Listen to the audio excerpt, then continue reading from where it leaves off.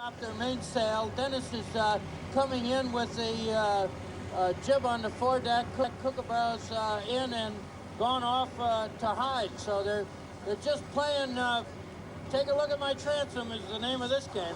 I think. Buddy, what do you think? Do you think they should have called for the lay day, or was it a good idea that they've made the commitment now with the weather you see here? Why don't we wait till after the race when our vision will Harold and Chris have had to answer the question. Well, whatever we think, Peter, they got 1 minute 30 seconds of the 10-minute gun, and like it or not, they're into it.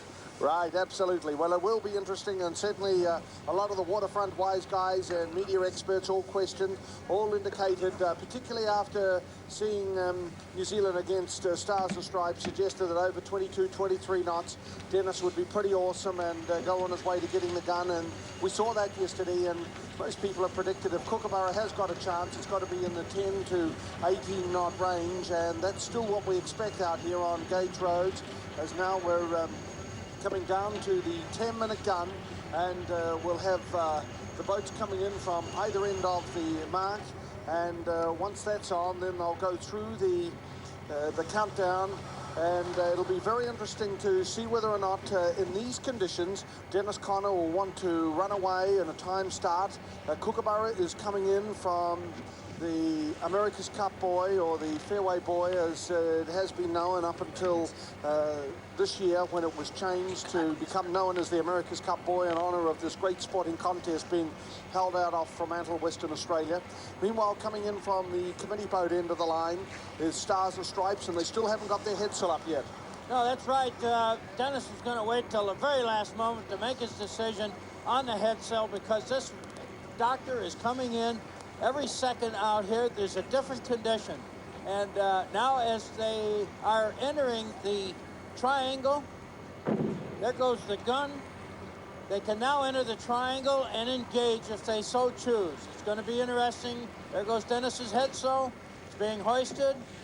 Will they engage? Will we see a typical America's Cup starting procedure, Harold?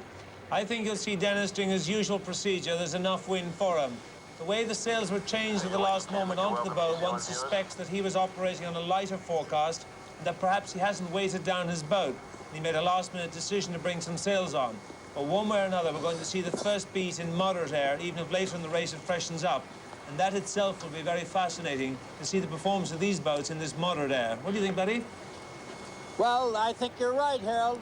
What do you think, Peter? Well, I follow exactly what you and Harold have said, and at this stage we welcome viewers in New Zealand with the news that they're inside the 10-minute gun, coming up to 9 minutes to the start of race 3 of the 26th defence of the America's Cup, and Kookaburra 3 really up against it today. Australia's hopes and aspirations with these men aboard Kookaburra 3 inside the 9-minute countdown.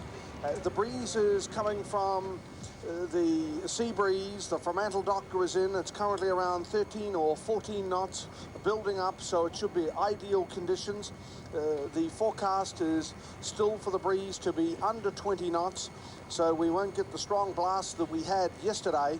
And if Kookaburra's got any chance at all, it's got to be today. Well, they're both headed off into that spectator fleet in right field. And Dennis will go over there. He'll use up some of his time and then probably pick out one of those spectator craft to circle around, so that there's no question he can stay clear of Kookaburra, so that Kookaburra can't throw the red laundry on him. Chris, this is, you've seen this all before on KZ7 in the 5 races in the Louis Vuitton. Well, you're right, Peter. Much as we all would hope that the two boats would get into a bit of aggressive pre-start with one boat trying to get a tactical advantage, it's not to be.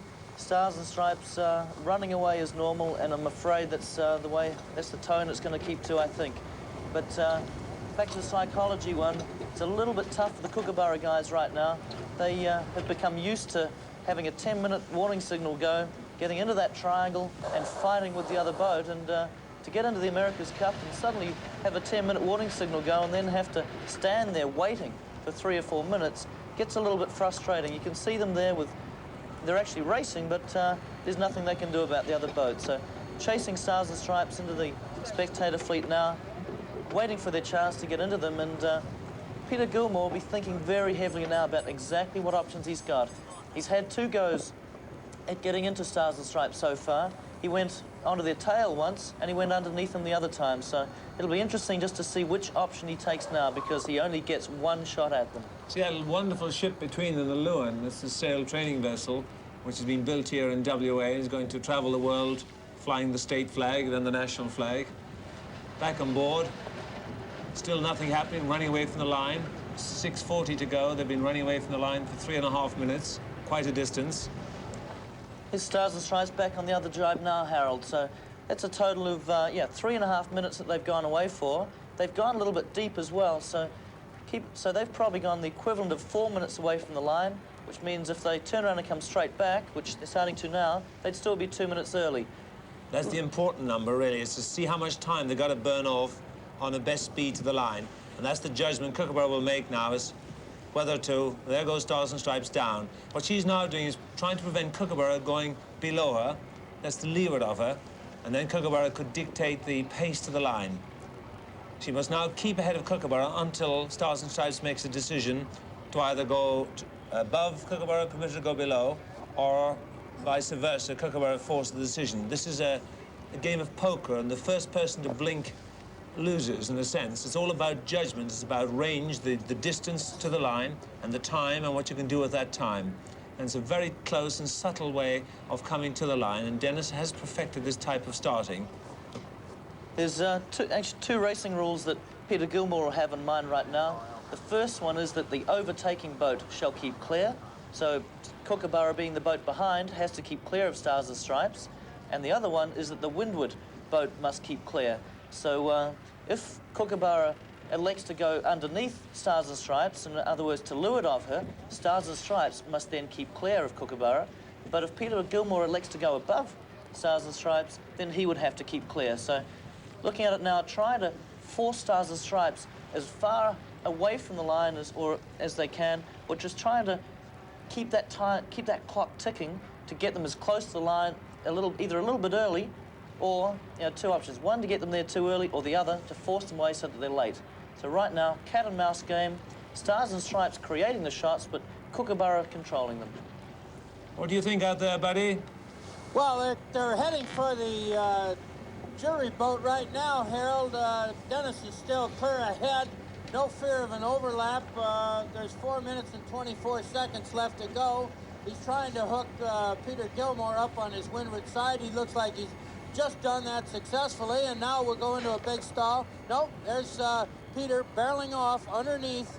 I would say that the left-hand side of the course would be the side I'd like to be on, so whoever starts the leeward may, in fact, have the advantage in this race. The breeze up to 14 knots now as Dennis Connor in the windward position, the Kookaburra crew down to leeward. It'll be interesting if they can work their way down underneath to leeward, and that's what Gilmore is obviously trying to do at this stage, is he's trying to edge down underneath to leeward and maybe start controlling it.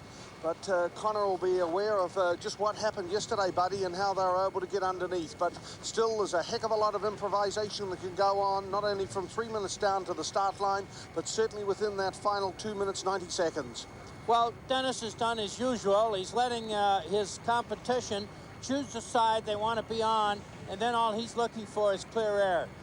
They're approaching, they're in center field right now, so they can virtually make either side of or either end of the starting gate as he so chooses. Looks to me like there's definitely an overlap now. The bowman on Kookaburra 3 is up there signaling back to to Peter Gilmore that he does have an overlap, and now he can take them head to win.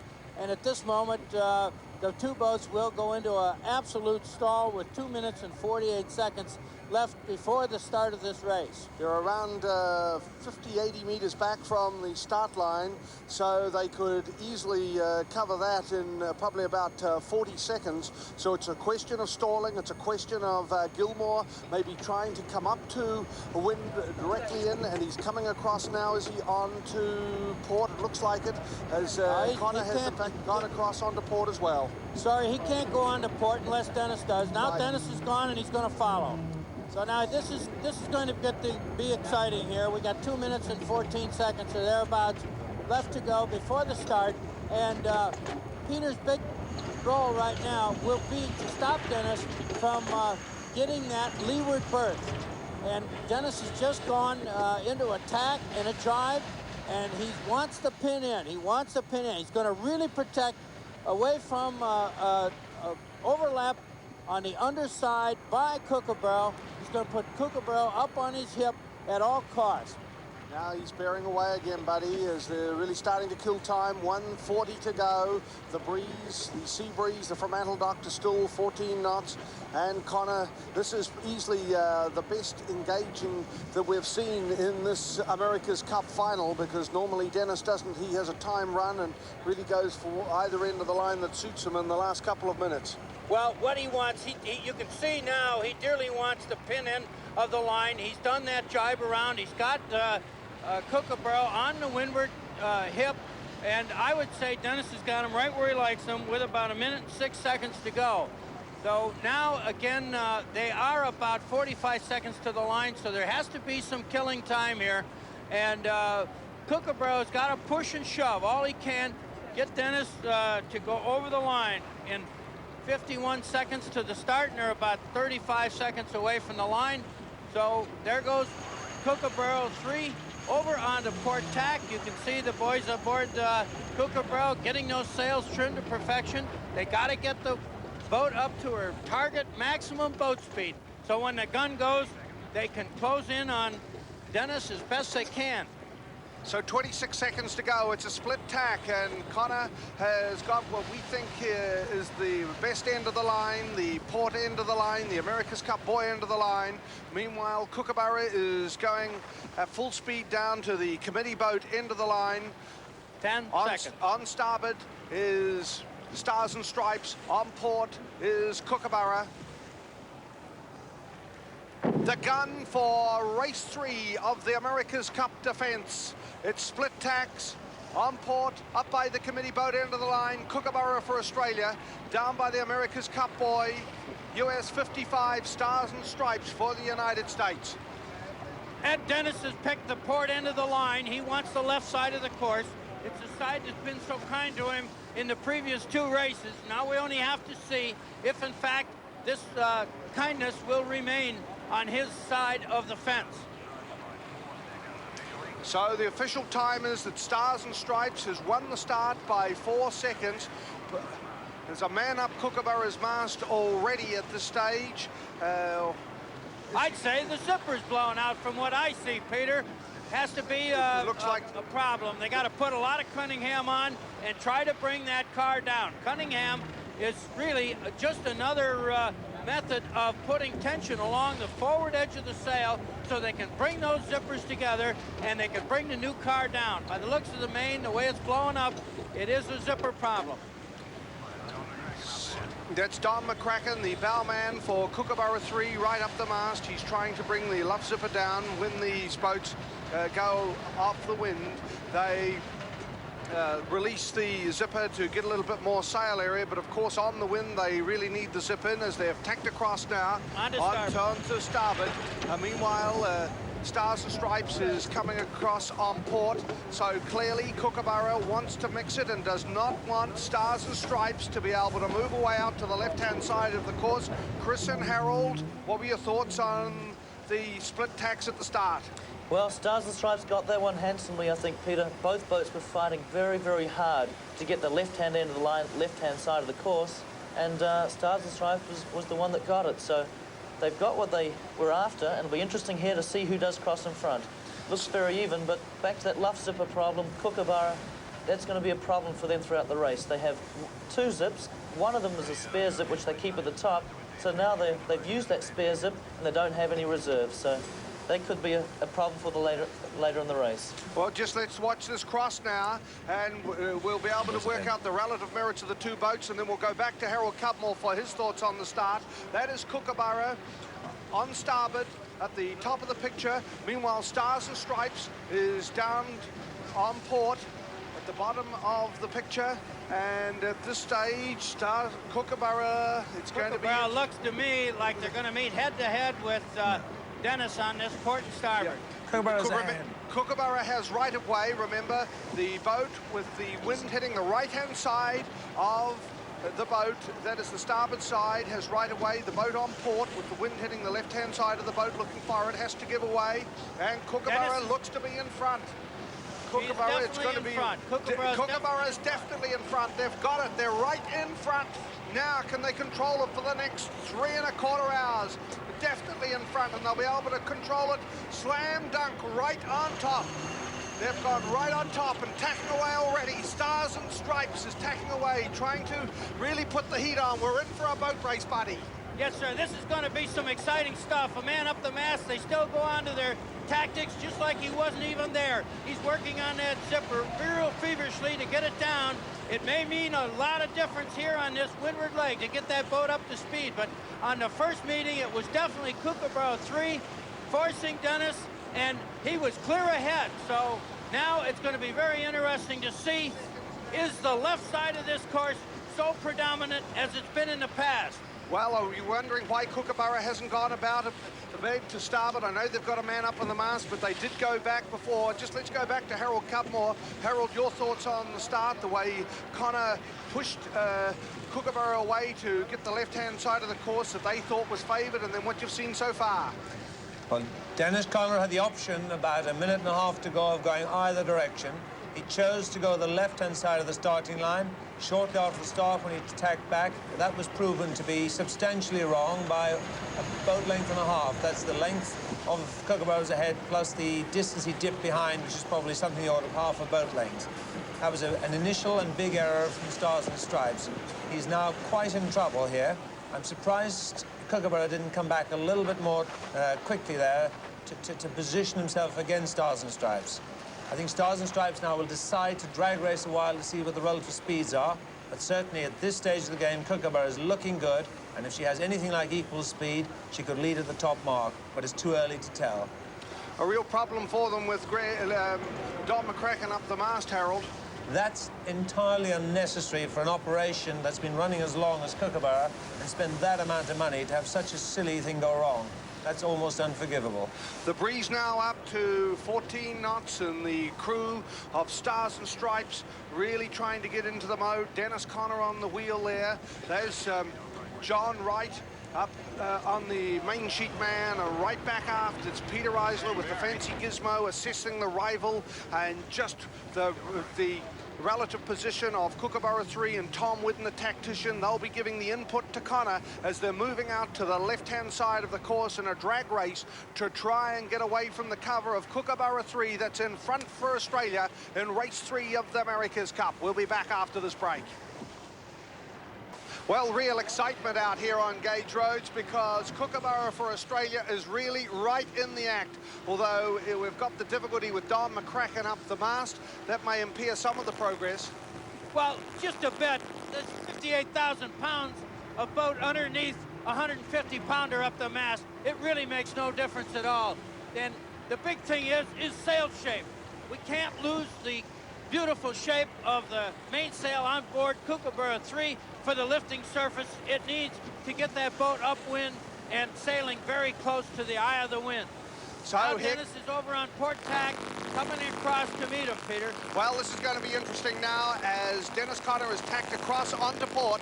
Meanwhile, holding on to starboard is Kookaburra, and we'll get an idea of the relative positions of the two boats. Remember, Kookaburra has right of way. That is with the wind hitting the right-hand side of the boat looking forward, the starboard side. The boat on port, that is with the wind hitting the left-hand side of the boat looking forward. That is the boat that has to give away.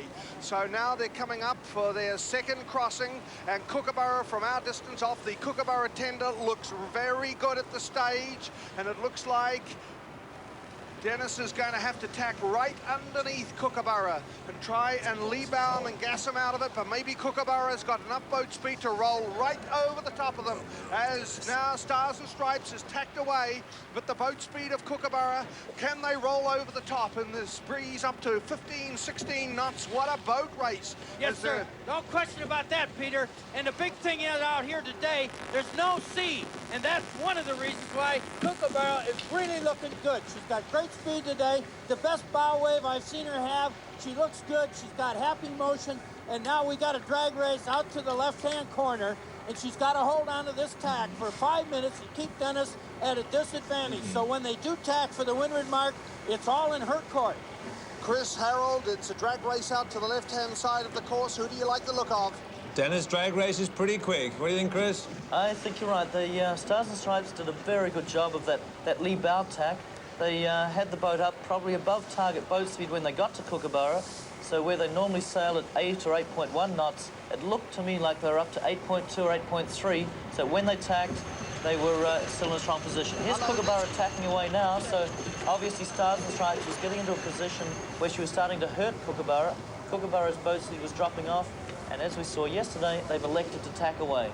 What you saw today was Kookaburra 1.5 boat lengths ahead of Stars and Stripes approximately after they met just after the start. Now you've seen a situation where they came back and Stars and Stripes was ahead of bow to bow, so she probably gained 1 3/4, almost 2 boat lengths in that period of time. So that's a substantial speed advantage in the initial period. There may have been a shift involved, we don't know that. The suspicion is a shift would account for part of that. Well, that indicates a slight speed advantage to Stars and Stripes. And certainly coming back this quickly indicates confidence in her part. So now Dennis Connor has taken Stars and Stripes back onto port. Meanwhile, tacking back onto starboard is Kookaburra. Remember, Kookaburra has right of way. So as they're closing up again, this is an enthralling tacking duel as they're moving up over a third of the way up this first speed to windward, coming up to halfway as they're on a collision course again. And it looks like Kookaburra is in a good spot. Will Dennis Connor, he'll tack underneath again. Absolutely tacks right underneath and trying to gas Kookaburra away. And Kookaburra's got to continue her tacking duel because that's what she does best. She should get out of the tacks quicker than Dennis with his heavier boat. And now it's up to him to keep shoving him left, and keep him on the left-hand side of her. So she does have that right-of-way position. But, you know, going back just a moment or so, the man up the mast, his weight is not as critical to the overall speed of the boat as his sail shape. But more importantly, the distraction of having him up the mast obviously affected the ultimate speed that Ian is capable of getting out of that boat. So the sea breeze now up to 15. Stars and Stripes has tacked 5 times. Kookaburra has tacked 6. Let's hope we're in for an exciting, pulsating race like we had in race 3 of the Louis Vuitton final when New Zealand beat Stars and Stripes to 131 tacks in that race, including 50 in the final beat. I'm sure you'll remember that, Chris. Very well, Peter. Kookaburra has done extremely well in the last few minutes here. The last time she came across on starboard, managed to put Stars and Stripes about, and Stars and Stripes was still very, very slow from a previous tack. So Kookaburra has taken back the boat length that Stars and Stripes got from them, and Ian Murray will be a much happier man now. So there's the skipper of Kookaburra, Ian Murray, right in the groove as he gets his neck over to one side, concentrating. He'll be talking back to Derek Clark and Ian Burns, the tactician and navigator. So here goes now. Kookaburra is tacking away again. So they're moving away to port. And meanwhile, holding on to starboard is Stars and Stripes. She must go early here, Peter. Now he's going to try and stay right close aboard so that they can go on a port tack, boat speed test. And I think that if Ian was really on top of his game, he ought to come back and slam Dennis again before he gets up to his boat speed. What do you think, Harold? Well, I was going to say, Stars and Stripes had to tack early because Kookaburra is tacking so much more quickly. I think at some stage shortly, here she comes back. Now, this is the interesting part of the game. I think at this stage, the Stars and Stripes will dip under and try and break through because Kookaburra should not be back up to speed. Absolutely. What happened, Harold? Oh, You've no, got it that's exactly wild. right. Kookaburra's okay. Slam dunk here from Kookaburra. Yeah. Slam dunk from Kookaburra right on top. Dennis is clear. I think Dennis will break through. Did those two boats hit? No, they didn't, buddy. Kookaburra, having done 2 tacks very, very quickly, is still slow. Her boat speed will be probably a knot under what Stars and Stripes is, and it'll be starting to build about now. So we can see Stars and Stripes still working through the leeward with a little bit more boat speed, but they've got to go forward another boat length and then up half a boat length before they hurt Kookaburra. So about an even situation, but Stars and Stripes into a safe leeward position. Well, there's one that they won't forget for a minute, gentlemen, because what's taken place here is this is the first boat that Dennis hasn't been able to sail through in quite a while. As you remember, USA slam dunked Dennis twice, and Dennis made a monkey out of Blackwater. He's not doing it to Ian Murray today. Ian Murray only sailed 2.5 boat lengths. Couldn't possibly have Kookaburra 3 up to speed when Dennis was boiling through the water to take that underneath position and go through it. And Ian did a beautiful job of captivating Dennis with a slam dunk, and now they can go to the right-hand side of the boat course on straight line speed. But, Buddy, the interesting thing, what he did was he dipped very hard after he tacked, and he forced Stars and Stripes to do an enormous dip, of course. So Stars and Stripes was nothing close to being on the wind when Kookaburra came back a second time. And that was a very aggressive move on Kookaburra's part and beautifully judged by Ian. So that's the sort of aggressive sailing that only practice on the water over those long hours can give. Well, they've been doing that for a long time, Harold, watching the Defenders trials right throughout this summer. It was unbelievable how close Australia 4, Australia 3 and Kookaburra 3 and Kookaburra 2 crossed between each other, and certainly between Australia 4 and Kookaburra 3. So a lot of people will be wondering, slam dunk, what does that mean? Of course, it's a term often used in basketball, but also, Chris, it's now a term used in yachting when the boat to windward Kookaburra slams right on top of the boat to leeward. That's right, Peter. To explain it, Kookaburra had right-of-way when she was on starboard tack, so that's when we saw Stars and Stripes bear away to go behind Kookaburra, and as soon as Stars and Stripes was passing astern, Kookaburra did that slam dunk move where she very, very quickly tacked back, and at the stage that Stars and Stripes was still heading a little bit away from the wind, so quickly went from the right-of-way boat to controlling Stars and Stripes the other way. Stars and Stripes has managed to lift up to Kookaburra, and Kookaburra has been forced to tack away again. So Kookaburra was into that situation where she was starting to hurt, didn't quite have the same boat straight line speed as Stars and Stripes, and now she's forced to go back to the left-hand side of the course. Will Connor follow? Connor may be very content to keep going, to use the straight line speed for a little while to get away from that tight, aggressive game of cut and thrust match racing that Kookaburra is trying to force them to play. So they were winning on straight line speed. They were losing on the cut and thrust of Kookaburra's type of match race. So we may see Stars and Stripes just leave them alone for a while. A real battle going on here between Stars and Stripes and Kookaburra down the first beat to windward in this third America's Cup race. We'll take a break and be back for the action in a moment.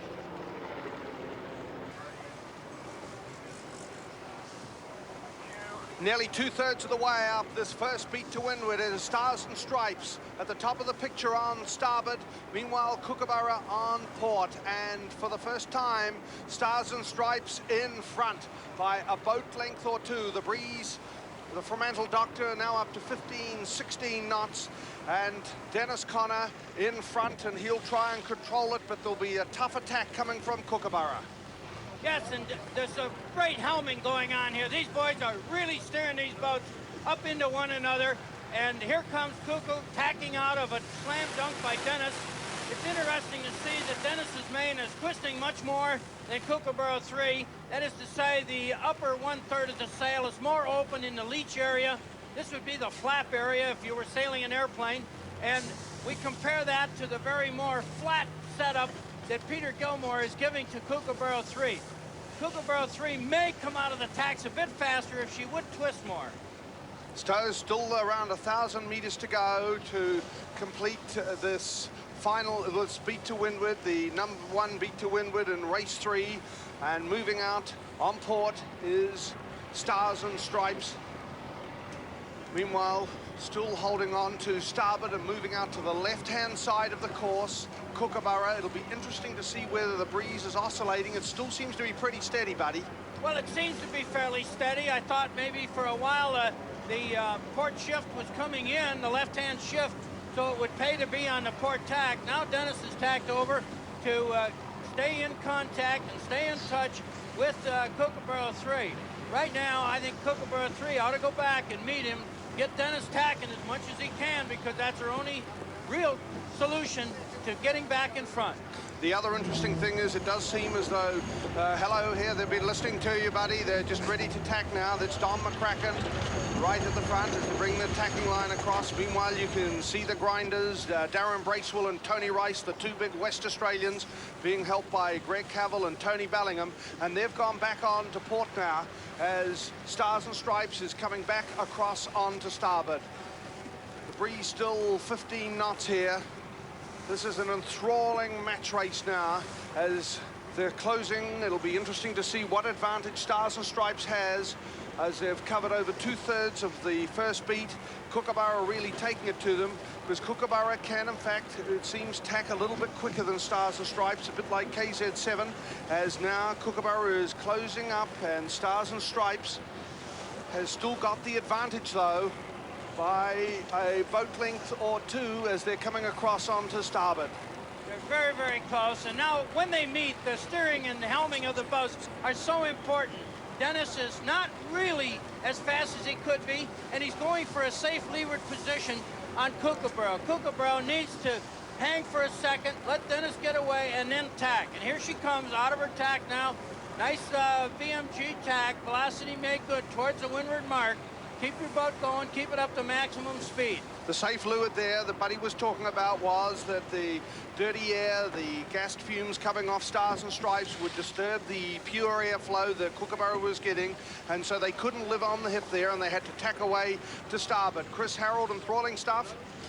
I think so. You have a situation where Kookaburra is definitely a quicker tacking boat, but Stars and Stripes would appear to have a substantial speed edge even in these lighter conditions. With the two tacks there, perhaps the distance was somewhat similar. Maybe Stars and Stripes lost a few feet, but I think that was mostly the extra speed of Kookaburra's tacking. So we're really seeing what these boats are one against the other. And this might explain to the Kookaburra people why the Challengers trials were so different to the Defence trials. Why in the Challengers trials, boats like Stars and Stripes tacked so rarely, and then the Defence trials, where the boats were so similar, they tacked all the time, one against the other, very close matching. Stars and Stripes is now in a position, she's ahead, she has the tactical options, and she will just do whatever she judges and will not be dictated by Kookaburra, dictated by the necessity of close covering. So Dennis appears to be getting into a header right now. His bow is down, and Kookaburra's in a bit of a lift. This could be that port shift that Kookaburra needs to round that windward mark first. And they got about another 5 minutes upwind work before they'll be at that top mark, that ever-critical top mark of this third race of the 87 America's Cup. So where Buddy's talking about the header, that means that the breeze has oscillated around a little bit and taking the bow of Stars and Stripes away from the objective. It might only be 5-6 degrees, but it's enough to allow Kookaburra to be able to get in the act. Ian Burns, the navigator, right aft there. There's Tony Bellingham going down into race cam, below decks, or sewer cam, as some people call it. And he's getting prepared now to get the spinnaker all organised, which shows that they're getting close to the top mark. And once they round the top mark, that will be the spinnaker run with the theoretical test of the breeze coming from astern, with the spinnaker directly out front, out square. So far, they have tacked 13 times on Kookaburra. They've tacked 11 times on Stars and Stripes, as they're closing now to 3/4 of the way up this beat to windward.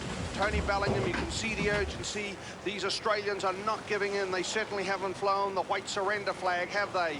They're really fighting hard, and they're giving Dennis Conner the toughest race of the America's Cup final, and certainly as tough a fight that they've had for some time. Probably the last tough race they had was when they were beaten by New Zealand in race 3 of the Louis Vuitton final. We can see here, Peter, from the tracking we're watching, that in fact Kookaburra has got a port lift. She has lifted out. This is a great break for her. She might get back to Stars and Stripes. If she doesn't actually get ahead of her, she'll be very close to the top mark.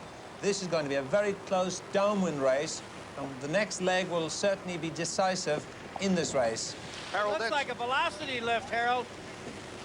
It's that left-hand side of the course that Stars and Stripes fought so hard to get early on in the race. We didn't see it paying off early, but we're certainly seeing it pay off now.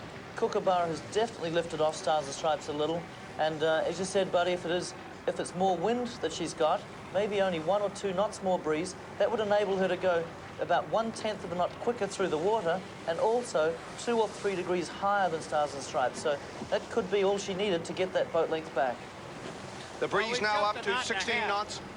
So at this stage, we've got Sport Tack, the very fancy equipment for the 7 network, helping Harold and Chris. They're able to study that. Meanwhile, it's the trained eye of the man from Xenia, Buddy Mel, just out on the tender, being able to pick it. And as we look now at the crew of Kookaburra, Stars and Stripes, working hard at this stage now as this into this 16-knot breeze.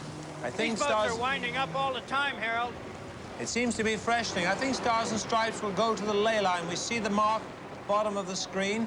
Stars and Stripes will have to make a very fine judgment of how to get there. There she goes now. She's tacking over. This is crucial to see who leads around this first mark. The leader, of course, will be in a very strong position for the rest of the race. If she's a little bit late on this tack, Kookaburra can come in and tack under her. If she's a bit early and doesn't quite lay it, she has quite a problem on her hands. This is very fine work, and this is where the tactician earns his keep very, very much.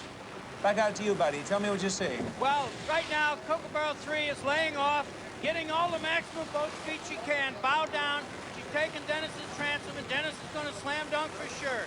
Now he's coming back up to try and trap Dennis on the port tack. Done okay there. Dennis is ignoring. He's continuing on the starboard tack. Well, he'll just go a bit more before he tacks the cover.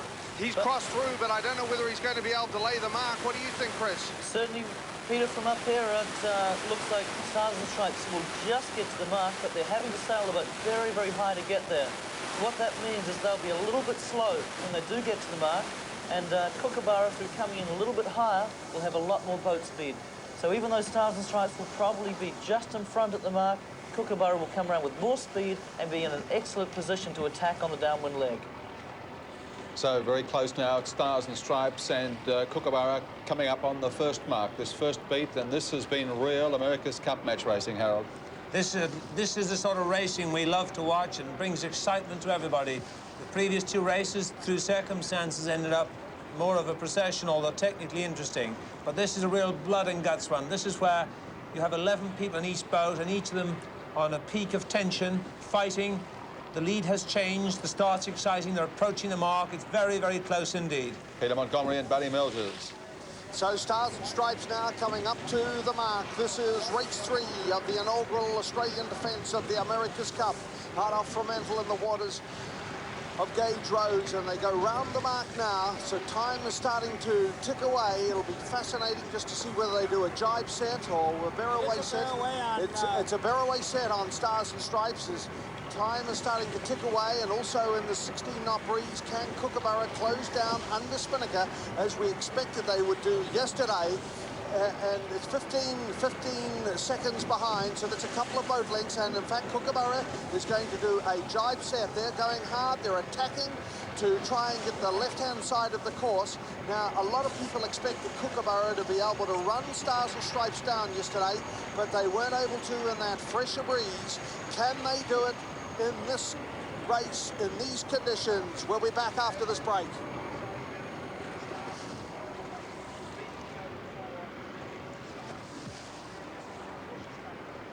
Running down the first downwind run on this America's Cup course. Stars and Stripes in front, but Chris Dixon, exciting racing, and still Kookaburra with a chance. Excellent racing, Gary. Kookaburra's managed to manipulate the racing into that tight, tacking acceleration game that she likes, and she's managed to hold on to Stars and Stripes, and I think on this running leg we might see her get right into them. Harold Cutmiller? Unusual tactics off the top mark. Dennis Connor goes away to the right-hand side. He's very vulnerable when they come together, but he must be confident of his downwind speed, or perhaps the shift in the winds, that he'll get clear enough ahead of Kookaburra. But certainly somewhat unusual tactics. I think Spinnaker up there on Stars and Stripes. Yes, he always carries these big spinnakers because he likes to sail lower than other boats. Kookaburra is not looking comfortable at present. You see the way her sails are going inside out, spinnakers all over the place. She's not comfortable. Perhaps the tactician on board Stars and Stripes read a wind shift as they got to the top mark and made a call, and that is the sort of sophistication they do have. But the moment will tell us. My prediction, whoever leads around this mark will be very hard to beat in this race. Let's...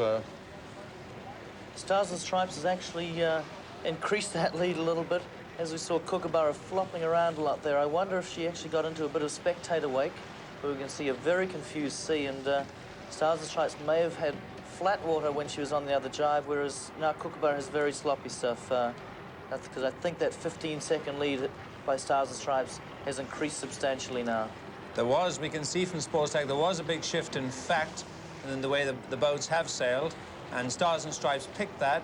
Tom Whidden, perhaps the underrated man of this whole regatta, is the person I think is the influence on Dennis that has steadied him through this whole program so much.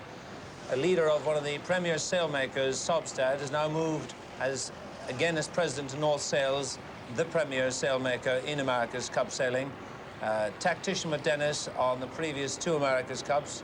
As Dennis always says, the tactician had lost the America's Cup, but still a brilliant sailor, and perhaps he's calling some of these very excellent calls that Dennis has been doing consistently.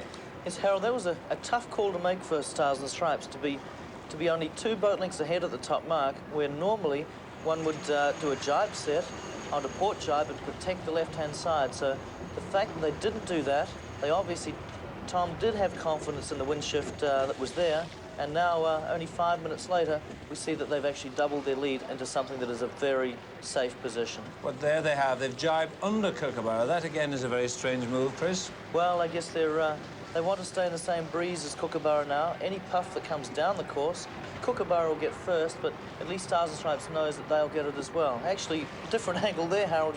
You're very right. I wonder if Kookaburra is actually taking some of the wind from Stars and Stripes now. Let's get out on the water with Buddy Melges, see how it looks from there. Well, what really happened, gentlemen, is we had the wind back 5 degrees into the south from southwest as they approached that windward mark, and I'm sure Dennis and his people just elected to have a barrelway set so they wouldn't do a 180 and really stop the boat on that jibe maneuver with the spinnaker going up all at the same time. So, and the other thing, of course, as you gentlemen have mentioned back home, the spectator fleet over on the north side of the course is an awesome group, and certainly all those very large boats are disturbing the wind flow coming down onto this race course. So there is really a lot of logic in what Dennis did, and it's not that guts ball. He's got that confidence that he's got the speed now, down the wind, and he's just using that brazen ability to even further disrupt the thinking. Stars and Stripes leading Kookaburra, 2nd leg, 3rd race. America's Cup. We'll take a break.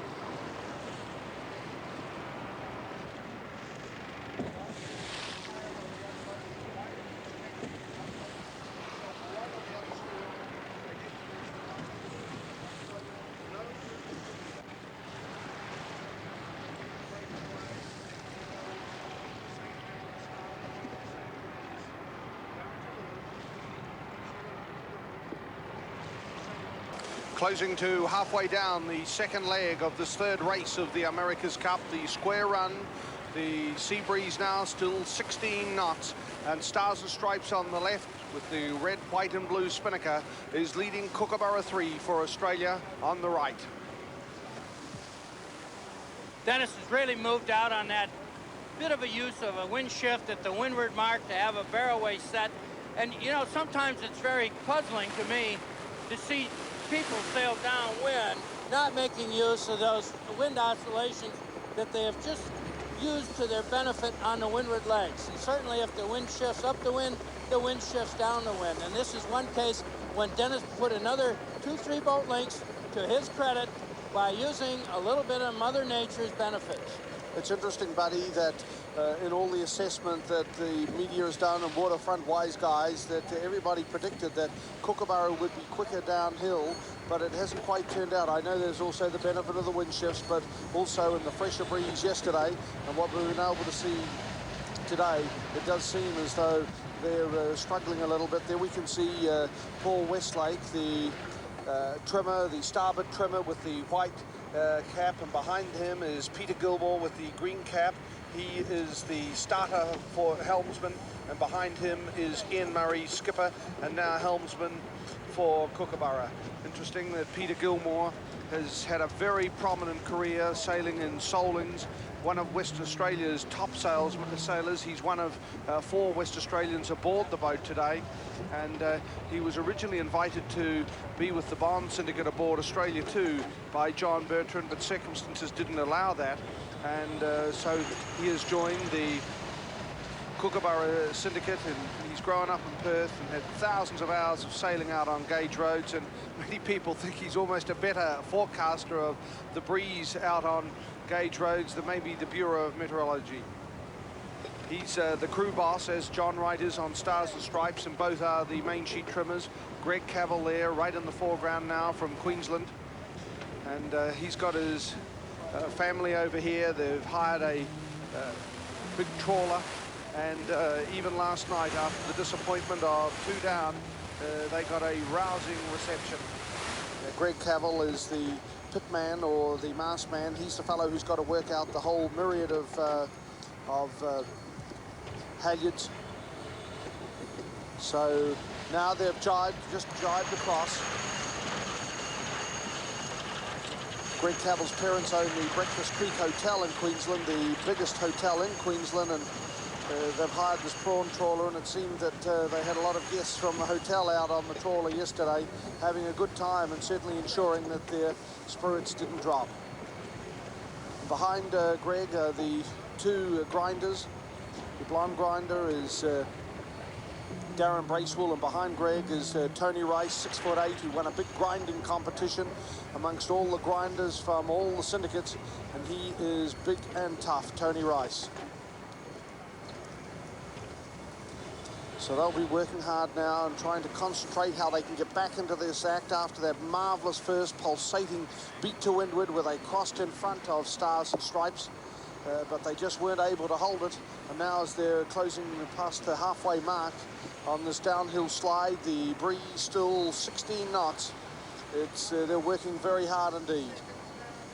Yes, and there's not an awful lot that they can do now but get on Dennis's wind and try to create some disturbance of a perfect flow onto Dennis's sails, but they've lost another 2.5 boat lengths from their 2.5 boat length deficit at the windward mark. Dennis is showing us some real newfound downwind speed, and I guess myself, I gotta blame it on the 3M skin he's got on the bottom of that boat. Those riblets or whatever they are really doing a trick, especially in this velocity of wind. So Scott Vogel, the bowman on Stars and Stripes, moving right forward, and there's the crew. They're working hard now as they're in front over Kookaburra 3, 2/3 of the way down this flat run, the second leg of race 3 of this America's Cup defence. And at this stage, we leave New Zealand and join them later. And for viewers across Australia, we'll be back after this break.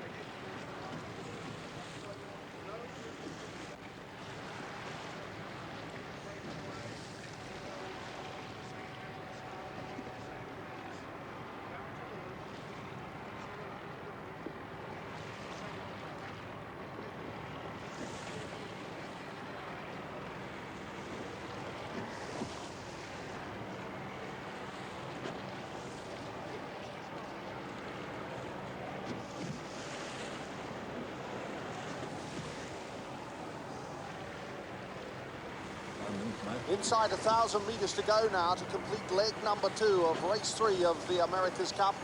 The breeze from the sea breeze, still 16 knots, and Stars and Stripes has opened out to a comfortable advantage of around 120 metres.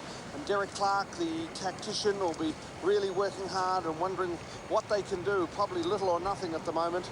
Ian Murray met Derek Clark in Newport in '83. Ian had been impressed with Derek's work as a tactician and navigator with the British victory effort in '83. And the two hit it off, having a similar interest in high-tech sailboat.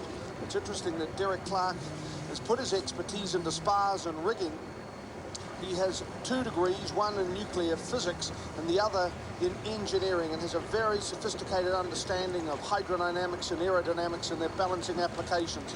So no doubt he'll be thinking as well just how on earth Stars and Stripes can sail away from Kookaburra on this downhill slide.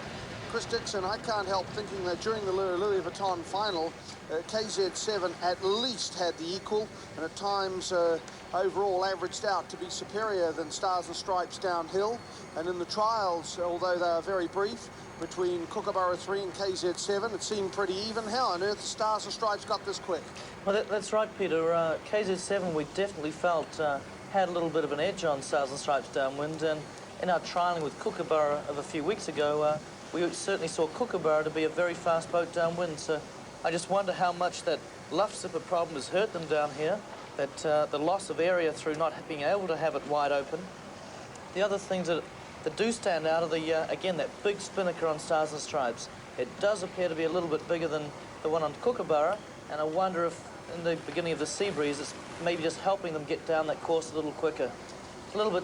what do you think? It's a 51-footer, that big spinnaker? Well, it's a very large spinnaker, and Dennis is carrying the pole quite low.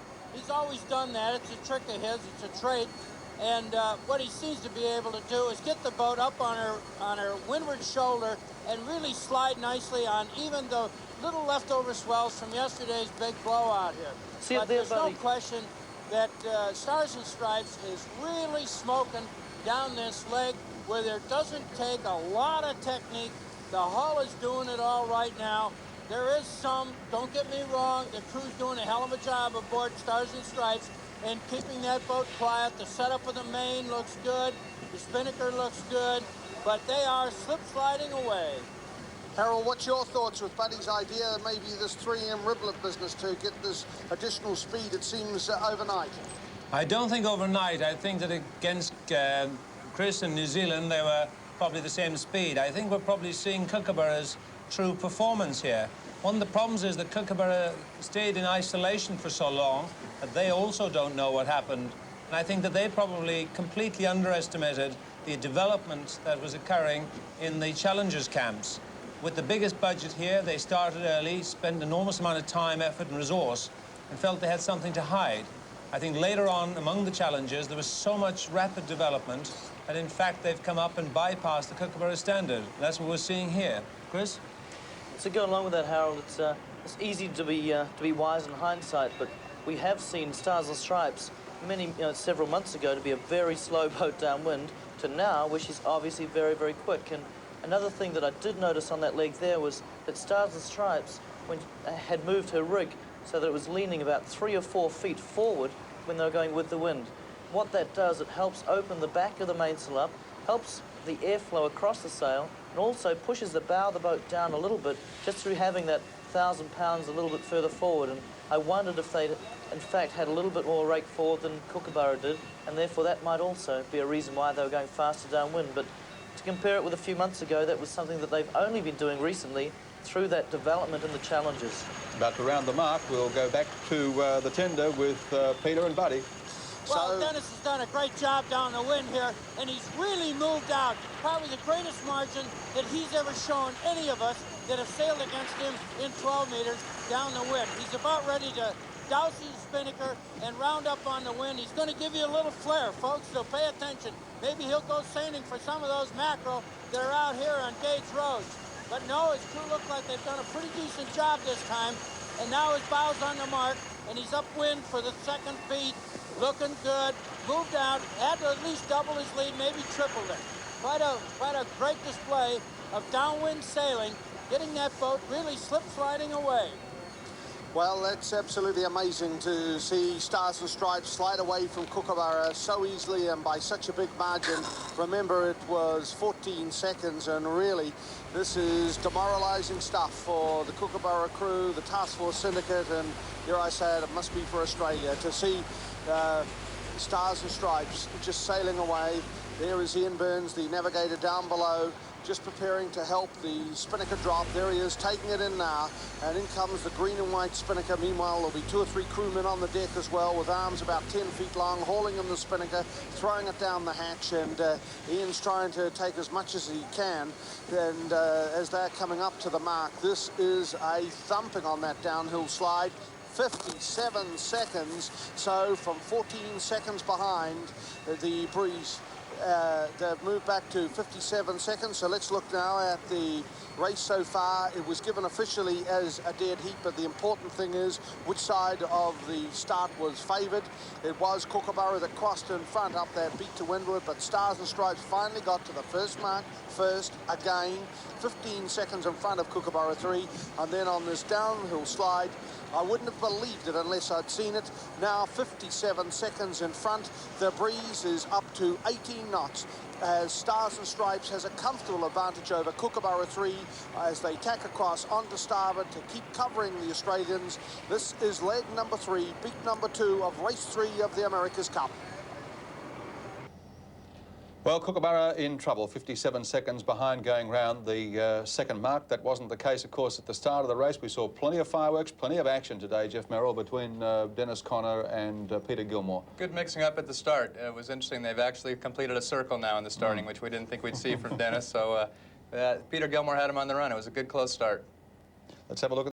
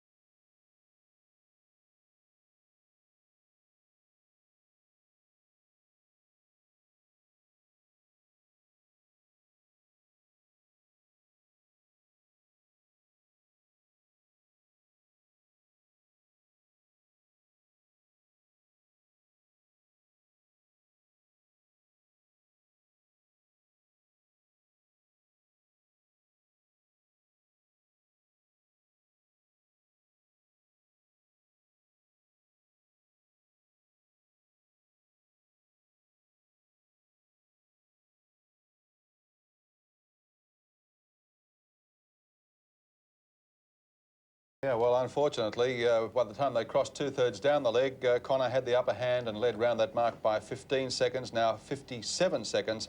And I know we've already discussed the question, Chris Dixon, Harold Cudmore, but where have they got this downwind speed from? You were making some interesting observations, Chris, about the comparison between KZ7 and Stars and Stripes downwind. We thought actually that Stars and Stripes was quicker than KZ7 in the moderate wind strength. In 12 knots or less, we felt KZ7 was quicker. But as soon as there's 14, 15 knots of breeze, Stars and Stripes picks up those little waves and surfs down nearly all of them. She maybe only picks up half a knot or 3/4 of a knot on each of those waves, and she can do that where KZ7 couldn't, and it would appear that Kookaburra doesn't catch those waves either.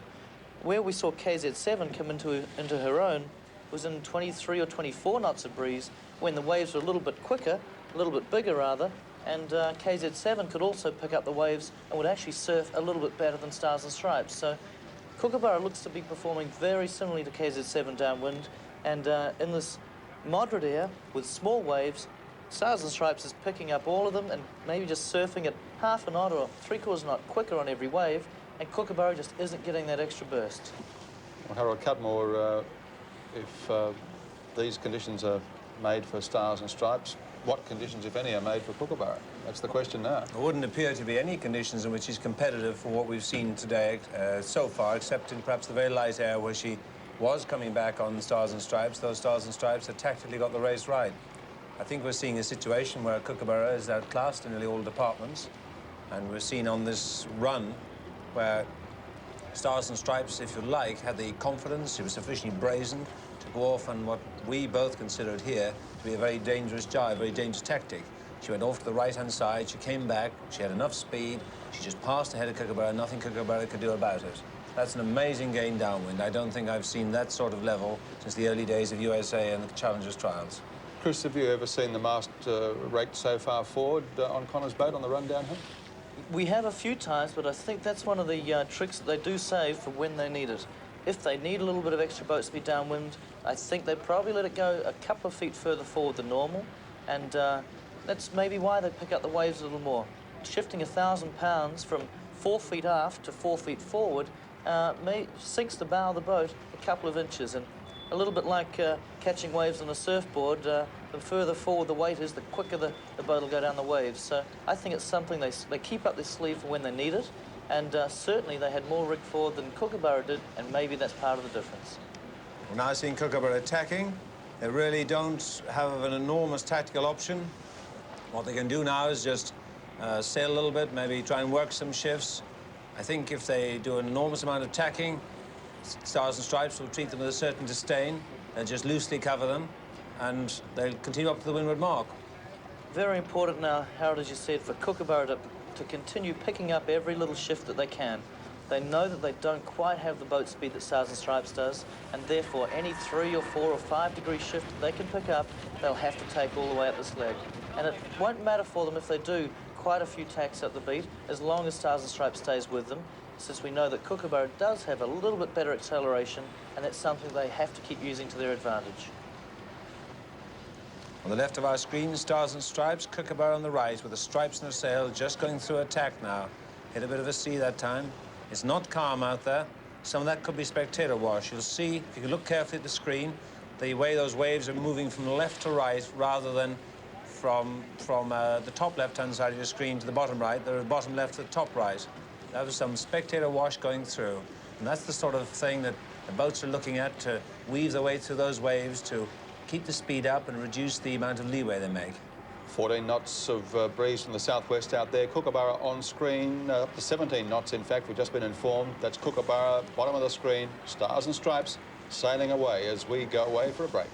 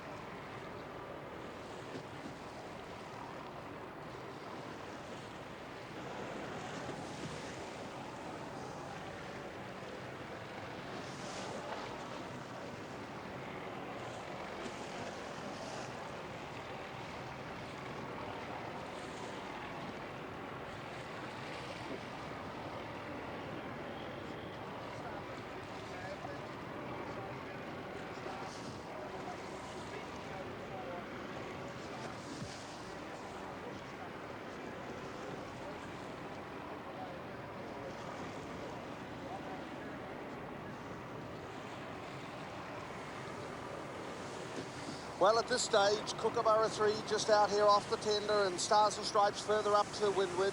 In 17 knots, the sea breeze building up, but really, buddy, a pretty depressing sight for Australia now. Well, it sure seems that way. It's just getting that flat run, Peter, was an awesome display, a straight line speed by Dennis. I don't know where he's kept that speed hidden all this time, but all of a sudden he pops it out. He's a master at always keeping a little bit in the bank and putting it on the line when he needs it. So the juggernaut of Dennis Connor to windward of this crew, Stars and Kookaburra. Ian Murray on the helm there. There's Tony Rice, the big grinder with the dark glasses. what can they do? Just what can they be thinking about now? Back aft in the red hat is Ian Burns, who has an engineering degree from Sydney University, a bit like Grant Simmer, the navigator aboard Australia 4, formerly Australia 2. In fact, Ian graduated 2 years after Grant Simmer from Sydney University in engineering, and Ian's background has mostly been in hobbycraft, and he tried out for as a bowman on the Kookaburra camp and did very well, but with the intellect he's obviously got, you've really got to be almost a computer programmer to understand a lot of the numbers on board these 12 metres, and Ian's aptitude for that, and so he's back aft now, but really with Derek Clark on his right, who is the tactician, and Ian Murray, they really are in the hot seat at the moment. Well, they've got to keep working on their boat, getting it up to speed that they haven't ever accomplished before. They got to try every little tiny adjustment to tweak another 1/10 of a knot, maybe 100th of a knot, something to get back into this ball game. Right now, Dennis is giving them a little real estate to work on. He's sort of giving them the left side of the boat course, and if they get back into that left swing at the windward mark, maybe they can close down some of the ground.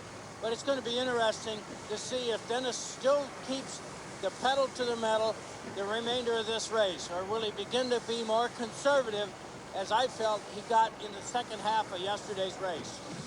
Kookaburra had 14 tacks, Stars and Stripes 12 tacks on that first beat, not as many this time. Dennis Conner does seem happier straight lining, and as we've heard right throughout the summer, the boat in front controls the race. Well, there's no need for Dennis to tack. He is just playing those oscillations and utilizing his best weapon, pure boat speed. And when you got pure boat speed, you don't even care if you ever have to tack. So halfway up this beat, the tacking score is 3 to Stars and Stripes, 3 to Kookaburra. The Sea Breeze, the Fremantle Doctor, 17 to 18 knots. It has been building throughout the afternoon. There's quite a little bit more lump in the sea now than there was in the first beat. There's the face of Ian Murray, who's worked so hard. Think of the commitment for 2.5 years. They came across in October 1984, started working for Kevin Parry back in March 1984. All the planning, there's 100 people involved with this syndicate, like all of the other syndicates that have come here, the other 4 defenders and the 13 challengers. So much effort and time has gone into it. And I think certainly New Zealand in the Louis Vuitton final and USA from San Francisco in the semi-final, when they come up against Dennis Conner, he's just blowing the weeds off them. It's unbelievable. Well, I think maybe that we have made some mistakes out here with this security and secretism and standoffishness and private sailing of these boats. Dennis has checked in with virtually every challenger at one time or another. And for Dennis to do that, he really wanted to have a feel for what the potential of each boat was that he had to sail against in his challenger matches. Then when he gets out here and he started to play around, he was up against A4. I'm sure he would have gone up against the Kookaburras, would they at all let him do so. And I think that if there's one mistake made by some of these syndicates, and I know that Chris might maybe not agree with this because I felt that they didn't circulate as much as they possibly could. They may have been able to pick up something from the other guy. And if the other guy copies, he only gets as good. It's up to you to improve on what he has done well. So I see no harm in an open book campaign, because if I'm not smart enough to pick out what that other guy's got and then run with it, improve it, then it's my fault, not his fault. You're suggesting Dennis Conner was doing his homework, really going around picking the eyes out of the other campaigns apart from trialing? Well, I think that Dennis has got his spies out all over the world. As you Kiwis must know, he knows how much resin you put into your boat, what the laminate schedule was, and all that good stuff. There's no question that Dennis leaves very few stones unturned in the quest of the America's Cup, especially after he was complacent and lost the Cup in 1983. He's not going to let that happen again. And, you know, it's just like a bear when he's in hibernation. You poke him with a sharp stick, and he's liable to come out and claw you to death. And it looks like the big bear from California is doing just that out here on Gage Roads. So Kookaburra now on port. That's it, the wind hitting the left-hand side of the boat, looking forward. And it is Stars and Stripes in the top of the picture. The Gunsmoke Blue from San Diego Yacht Club, the Sail America campaign. They're on starboard at the moment, and they've still got a commanding lead at this stage. Well, Chris Dixon, I'd be interested to hear your response to Buddy's comments about more an open book policy in trading ideas and training with other syndicates.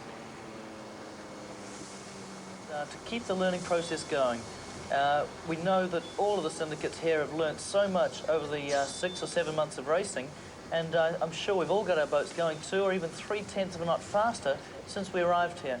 And the only reason for that is the competition. And here we see Stars and Stripes, the end product of the Challenger system, the end product of 13 boats fighting it out for month after month, versus Kookaburra, the end product of 4 syndicates. And I think what that competition does is it definitely breeds a higher standard. It makes you go back and learn those lessons again, as Buddy says. It makes you pick up on everyone else's ideas, and it makes you further your horizons, if you like. It makes you look for more boat speed all the time. As soon as you think you've got your boat under control, you're getting the best out of it, somebody goes out and beats you in your favourite conditions, and you go back to the drawing board. So I think 13 challenges probably have had a little more competition than 4 defenders, and maybe that's the result that we're seeing here now. Chris, interesting, or Harold, the way the Stars and Stripes crew, the grinders, are lying down. Do you notice that? The weight on the side of the boat is very important. The less these boats heel over, the more efficiently the keel works, and therefore the quicker they go. So if any time the guys have finished winding sails in, leave a couple of guys in there just to do the fine tune. If you can get 3 200 or 220 pound guys over the side of the boat, it maybe makes 1/4 or 1/2 a degree of heel difference, which is tough to measure, but it definitely helps performance a little bit. And if they can keep down very, very low, keep the windage down so they don't obstruct the view of the helmsman, the tactician, and the mainsail trimmer, then a bit of weight on the rail helps the speed and makes the boat go through the water that little fraction quicker. Also, knowing the character of most of these guys, if they get a chance to lay out in the sun for 10 minutes, they won't half jump at it. Well, right out here now, the 2 mains are set up almost identical in their twist. About the, let's see, it's the middle draft seam about at the upper spreader of the mast. Their mainsails look to have about the same amount of camber, and their boats are acting pretty much identical, about the same angle of heel, and both boats seem to swim pretty well through the water. It's just that Dennis has got that extra 1/10 of a knot. Chris, when I sailed with him back a couple of weeks, I saw numbers on his Speedo of 8.5 consistently, and 8.6, 8.7, 8.8s, and even 8.9s when he put his bow down a little bit. You think they just got those numbers screwed up? I don't know about that, Buddy, but talking about numbers, Jeff Merrill is here with us in the studio. Jeff, for a while there, Kookaburra had us really going. Kookaburra was looking very good on the first leg, Gary. She trailed Stars and Stripes by only 15 seconds at the first mark. Only one boat, and that was USA in the first race of the semifinals, has been that close to Stars and Stripes at the first mark, but she seemed to fall apart downwind. Prior to the America's Cup Finals, the last time Kookaburra 3 lost this much time, 42 seconds on a leeward leg, was against Australia 4 back on December 4th when she lost 49 seconds. So any gains she may have made upwind seem to be blown away downwind. And she certainly doesn't seem to be making any gains on Stars and Stripes on this second beat to windward. We'll be back with our America's Cup coverage after this break.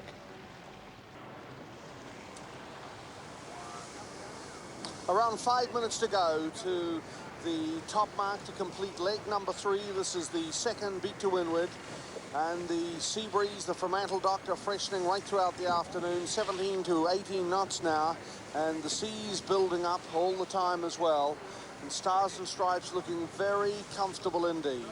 Yes, now we're getting into what she loves. Little bump out here and a little more wind, and she just puts the pedal down and away she goes.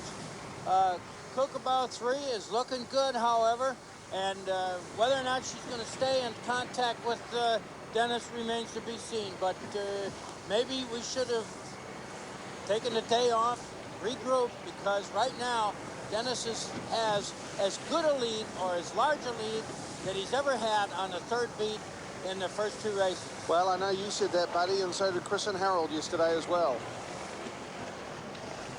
What do you think, gentlemen? Well, of course, hindsight is always 20/20, excuse me. yeah, definitely a big lead there, and as we said earlier, on the information that Kookaburra's had, today's wind conditions were going to be different, and that was their best chance of trying to find some place where they might have a strength that Stars and Stripes doesn't. And the fact that they've got a little less breeze than the other day, and it doesn't suit Stars and Stripes any less than before, there's not a lot they can do about that. So regrouping will be good for them. They probably did it last night anyway and discussed what they could and couldn't do, and I'm sure that they came up with the right answer. Unfortunately for them, the blue boat is just a little bit too fast, and it doesn't seem to matter what the conditions are. Stars and Stripes does have a speed advantage. Aboard Stars and Stripes now, and you could see the crew. They look pretty composed, and there's a magnificent spectator fleet out here. That's just a small portion of them, of boats of all shapes and sizes, including some big cruise liners as well that stay parked around the bottom part of the course, so the people aboard that can certainly get a good view of the start and the boats going round the leeward mark, and keep up with it throughout the rest of the race by watching television. But in the background, behind Stars and Stripes, you can see the catamarans that have privileged flags to allow them inside the prohibited area, the race zone, which the leading boats are the tenders, of which we're aboard, the Kookaburra tender, right close. And a couple of times we've almost been able to touch the competing boats. Interesting also to see the Stars and Stripes folks alongside with Robert Hopkins and several other key people. Malin Burnham, who is chairman of Sail America, who's done such a magnificent job for the Stars and Stripes. Much has been made of Dennis Connor as the man to get back the car, who lost the cup and get it back. But in fact, there's a big team involved in Stars and Stripes, and I'm sure that Dennis Connor will acknowledge the marvellous effort put in by Malin Burnham, as he is the chairman of a big bank in California, and it's his access to some of the key boardrooms across America that allowed to get corporate sponsorship for this boat, Stars and Stripes, to put up such a marvellous effort in their challenge for the America's Cup. And at this stage, although the race is still over, but they are 2-0 up in the score, and as they're coming up to complete leg number 3 now, as they're tacking across onto starboard, there are the big grinders really going. Jim Cavalli, Henry Childers, also getting some help there from Jay Brown, as they're really pumping hard on the grinders. So although they're in front, these Americans are not taking it for granted. Scott Vogel now on the bow. He's extremely sure-footed. He'll be going up to the mast, because once they round this mark, then they'll hoist their spinnaker and go into leg number 4. That is the first reach. There are 2 reaches in the triangle, and they're hoisting up as the spinnaker pole now as they go past the mark. So time now ticking away. Remember, it was 57 seconds, Stars and Stripes in front of Kookaburra after that flat run. Some really hard work there right at the back of the boat. Dennis Connor and Tom Whidden. Tom Whidden himself, a very good sailor with a top record in offshore racing and going a long way back. He's 39 years of age. He probably wouldn't be reminded how far back now, but he's an excellent fin sailor. That is the Olympic single-handed class as well. And he was a founder of Sobstat Sails, but has now moved across to Arrival and has now become president of North Sails, which is a very big job in sail making across the world and a top job in American yachting.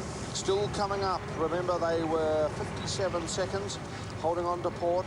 Kookaburra will have to tack across onto starboard to lay through to the mark. Donnie McCracken up there holding on now, because it's a difficult job for him as they come up on her. They are laying the mark. They're okay as they're coming up onto the mark now, as they round this mark, going across onto starboard, and just to round the mark right at the pin, up goes the pole. Don McCracken right up on the bow, starting to ease the spinnaker out now. 1:21 behind Stars and Stripes. So there they are, jumping the halyard now and hoisting up the spinnaker. And they're breaking up the Spinnaker now, so 1 minute 21 seconds, 57 at the last mark. Let's have a look now how the race has gone so far. Race officials gave the start as a dead heat, but Kookaburra, probably at the committee boat end of the line, did the best out of it, crossed ahead of Stars and Stripes, but Dennis Conner and friends got in front at the first mark again by 15 seconds. Unbelievable performance under Spinnaker in that square run to lead by 57 seconds. And on this beat to windward, the controlling boat so often edges out in front to extend their advantage, this time to 1 minute and 21 seconds. And now they're into leg number 4. This is the first of 2 reaches in the triangle. And Dennis put another 4 boat lengths onto his lead. Upwind, it's going to be almost a miracle for Kookaburra to come out of her doldrums out here on the race course and pull off a win. The only thing that I think is realistic to expect is to have Dennis have a severe breakdown. It's almost that he could tear a jib right now and still recoup without losing his lead. So as they head off now down under this reach, there are the 2 big grinders aboard Stars and Stripes. That's Jim Cavalli, Henry Childers. Henry Childers was on race number 1. He is the port grinder that's on the left, and he stepped out and let Carl Smith sail there yesterday, but he's back out there today with Jim Cavalli, and they're working very hard indeed. Right up on the bow, there's Scott Vogel and John Barnett, the sewer man, or some people call it the mast man, and Jay Brown. They're working hard now, packing that sail, just getting it reorganized again to rehoist it perhaps later in the race, depending on the conditions. So at this stage, they'd be doing 11, 12 knots. Right back aft, Peter Eisler and Tom Whidden giving input to Dennis Conner. Getting a little hot there for Jim Cavalli as he's taking off his jacket. Even off the wind, they've got to work a little hard. Right in front is Jay Brown, often with his nose covered and zinc eye cream to protect himself. So the starboard trimmer just behind Jim Cavalli. That is Adam Ostenfeld, who's been through a lot of campaigns with Dennis Conner before. So as they head off now down under this reach, Chris Dixon, it seems a pretty difficult task for Kookaburra to get back in the act now behind this juggernaut. That awesome task in front of them is getting tougher by the moment, Peter. Interesting, yesterday on this leg, Kookaburra put a Jenica up, and today it certainly looks like a Spinnaker to me. So they're not into trying risks anymore. They're into staying a little bit conservative to make sure that they do stay close, because there is no way they're going to pass Stars and Stripes on boat speed alone. They have to keep pushing hard with what they know to stay close, just in case Stars and Stripes does have a problem. And as you can see here, with 2 or 3 guys on the foredeck, sorting genoas out, tidying up and so on, in these conditions, and 18, 20 knots of breeze with 3, 4 foot waves around, people can go over the side. They have in the past. So both crews are going to have to be very careful. But for Kookaburra, the best chance they've got, the only chance they've got, is a gear problem.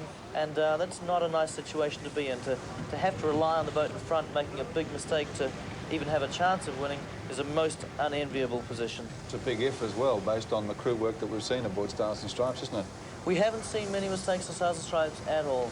In the Challenger finals, we saw them blow a headsail out. We saw them have a problem with a shackle and a spinnaker came down on one occasion. And that's the type of problem that Kookaburra is going to have to pray for, because that is their best chance of getting back into this game. It's interesting where Stars and Stripes program differed from other people. They've claimed a budget of 15 million American dollars, which I must guess my sums a little bit, but that's about 22 or 23 million Australian dollars, I think. And they had a period of, since the last Cup, they took 2 of their boats in that, Liberty and Spirit of America. And they took the deck of Spirit of America, put a good boat under it as their first experiment. Then they built a second new boat, and then they put it as an experimental boat, which they thrashed. And then they finally built this 87, which they almost didn't build at one stage, which transpired to be really the best boat here by far. Very smart move. And it's interesting, again, their approach. They spend very little on sail development, on rig development, that sort of thing. They devoted most of their resource out in Hawaii to hulls only, to development of design. They collected a very extensive design group, and they met on a regular basis, and they'd have a blue skies meeting to work out broadly what they're doing, and they've refined it down, picked areas of development, and from this, they've developed this quite formidable boat.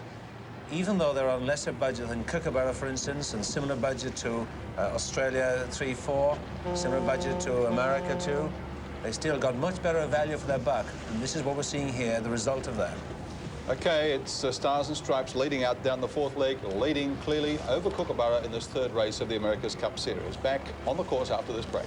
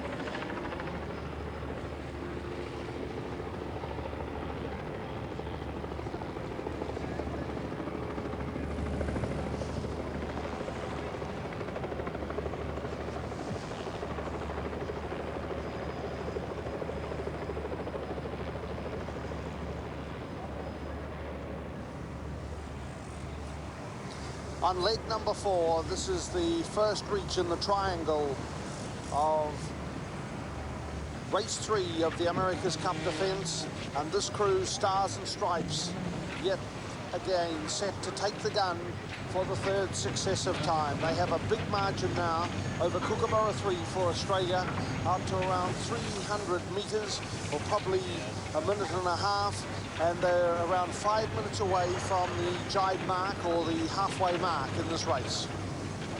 That's right. This is really a parade now. There's not much change in boat speed, as we found. A couple of seconds either way doesn't mean a heck of a lot. It takes about 5.5 to 7 seconds for a 12-meter to go her boat length.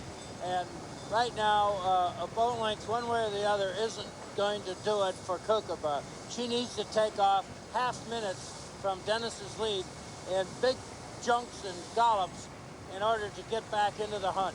Right now, you know, getting back to the design a little bit, it's quite interesting having some conversation with John Marshall, design coordinator for Stars and Stripes. Dennis was all set to accept Stars and Stripes 85 as his lead horse here in Fremantle, and the design team headed by John Marshall encouraged Dennis and some of the sponsors to let them have one more crack at the design of a 12-meter. It's too bad for the rest of us, because that crack was given to those guys, and they've produced this 1987 Stars and Stripes, a boat that seems to be head and shoulders against every other boat out here. I can see that maybe if it would have been Stars and Stripes 85, we might have seen some racing between KZ7 and Kookaburra 3. And the outside chance that we could stay here in Fremantle for another year of 12-meter racing. This has got to be the greatest place in all of the world to sail 12 meters, or any kind of a boat for that matter. Even better than Lake Geneva and your beloved Zender? Well, yeah, you know, if we were going to defend the Cup on Lake Geneva, Wisconsin, we have a little problem. But well, we don't have the launching facility, so what we would have to do is bring the boats out onto Lake Geneva in January, when you can drive them right out onto the ice, and then we let them melt in. And that's a couple of things happen there, you know. It's the first day of spring. We can send out tickets and have a raffle on who's going to win the first boat through the ice in Lake Geneva. But it'll stop a lot of other things, too. The silliness of 2.5 years of training to sail 7 races for the America's Cup. Buddy? Yes, Harold.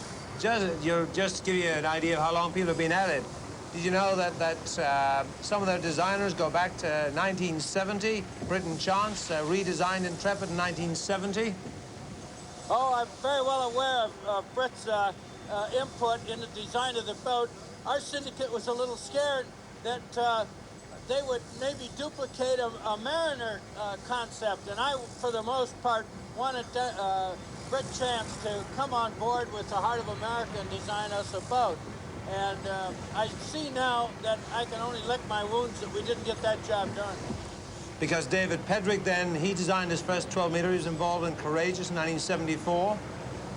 Yes, and then he was involved with Clipper, a boat that we had in our challenge, a lovely boat to sail and a very competitive boat. It might be just a well-founded hull out here with an upside-down keel on it. And then, of course, Defender was another one. And Defender, if we're going to San Diego, will be the boat that Heart of America will put a keel on. And now comes Dennis for his job. Let's see if he does a better job than yesterday. Yes, he's keeping the spinnaker full so far. Ball's coming up a little slow, a little dicey, not as sharp as I would have liked to see. For the lead he's got, they're getting a little complacent there. So 1 minute 21 seconds was the advantage that Stars and Stripes had over Kookaburra at the 3rd mark, as they are still coming down to the 4th mark to round the jibe mark or the halfway mark. It'll be interesting to see whether the Australians have been able to take any time out of this juggernaut Stars and Stripes. It just looks awesome in all conditions. Yesterday's tough, almost limit conditions. The day before and the oscillating breeze down in minimum conditions, and today a lovely fair test. This is really good stuff out on gauge roads, between 12 and 18 knots at the moment, and may get up to around 20 by the end of the race. So Kookaburra still coming down to the mark, 1 minute 21. Right on the bow, Don McCracken will have to put the pole across as they're coming down to the mark.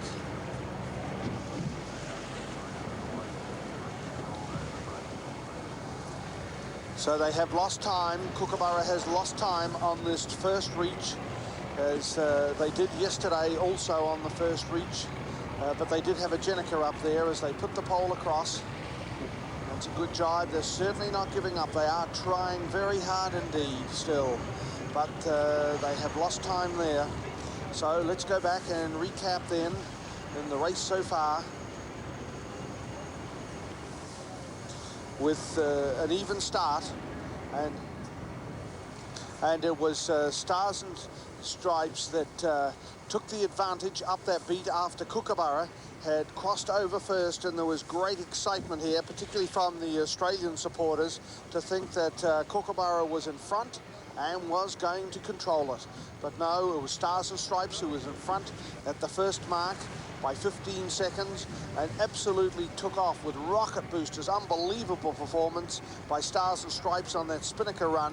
57 seconds advantage then over Kookaburra, and on the second beat, that is the 3rd leg, they extended their advantage to 1:21, and here on this first reach, that is leg number 4, they've added another 10 seconds to the overall advantage to lead by 1 minute 31 going into leg number 5, and this is the second reach of the triangle. And that really is a pretty bleak prospect now, short of a major gear failure. So Stars and Stripes looking set then for their third successive gun in just 3 races. We'll be back after this break.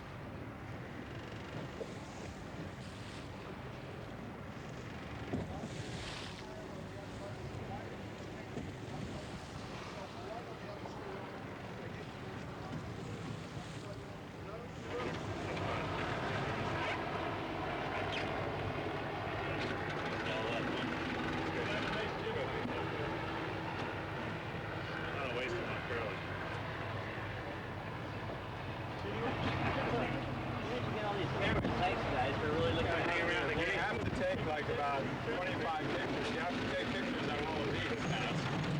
So we can set you up. What do you do? Just get some of the photographers and start hanging off? What do you think? They hang around the gate and they give you one. What do you do? You guys just got your own deal. We can get you guys what do you think? It's like 25 bucks. Nothing. We just get the camera. Get the camera and get the picture in Sports Illustrated. Why don't we start Give me photo credit for the ones that I don't.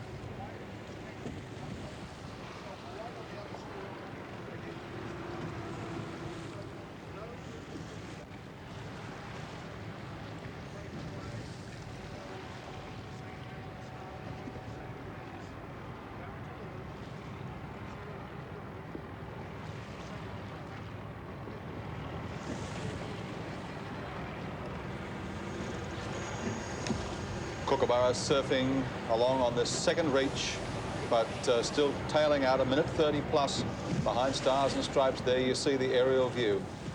Dennis Conner at the helm, the big spinnaker drawing and drawing away even further from Kookaburra. And this really is a demoralising performance for Ian Murray and the crew aboard Kookaburra. Harold Cupmore. Yes, the America's Cup, the fascination with it in many ways is its long history and what's happened over the years. Everyone knows about 1851, and America won a cup presented, the 100 Guineas Cup in England. Not many people perhaps realise that it only became named the America's Cup when the owners of America presented it with a deed of trust to be raced as a friendly regatta between nations in future years.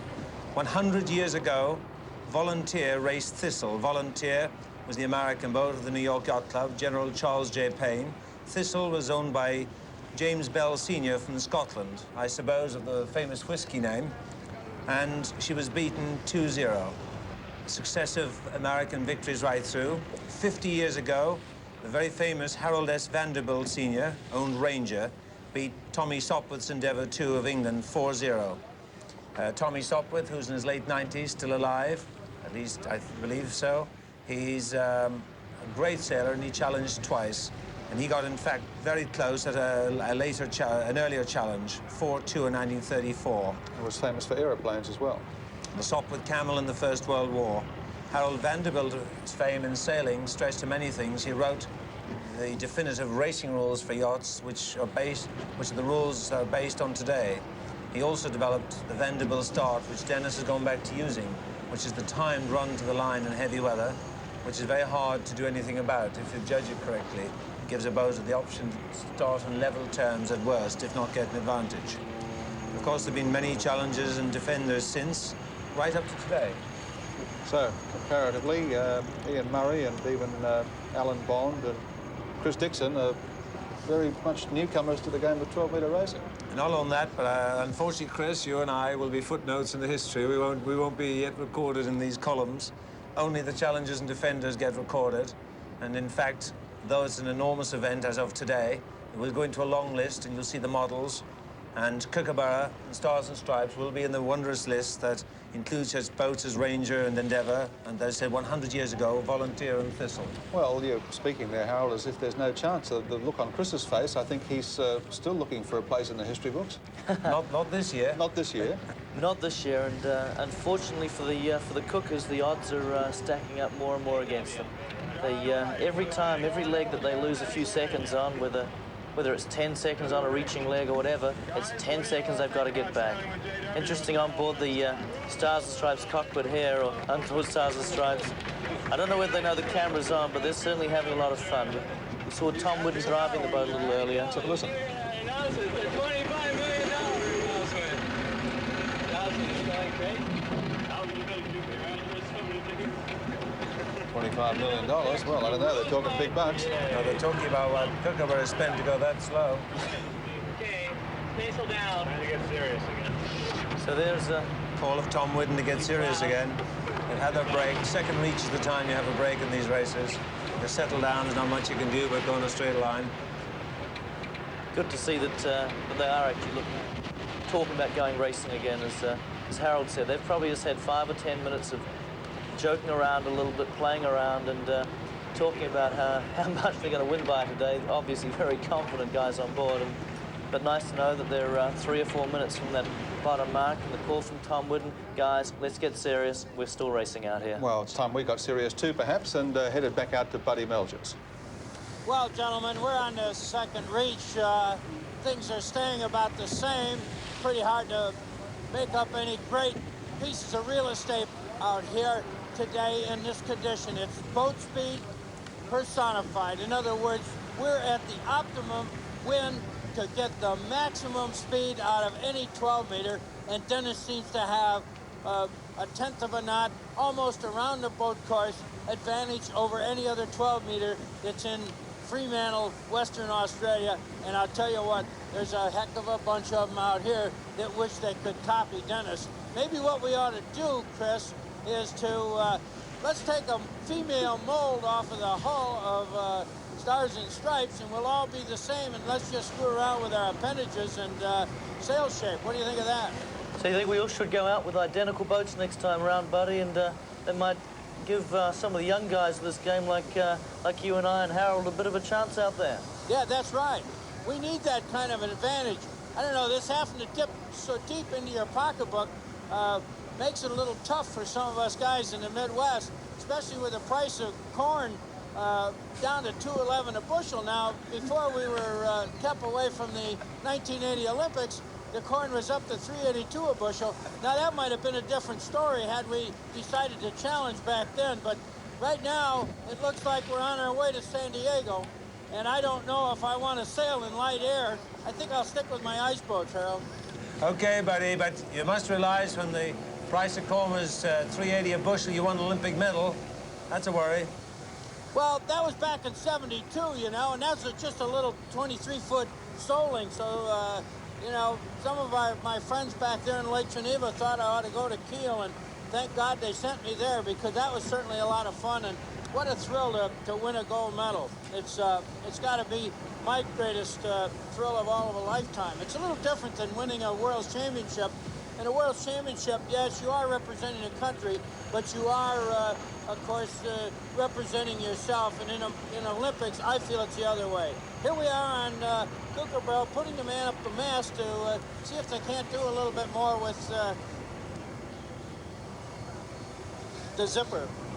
And here we are on, whose boat is that? The Stars and Stripes. Stars and Stripes. Well, you guys are flipping it around so much. Peter, take over. Okay, well, there's Dennis Conner on the wheel, and Adam Ostenfeld with the red hat.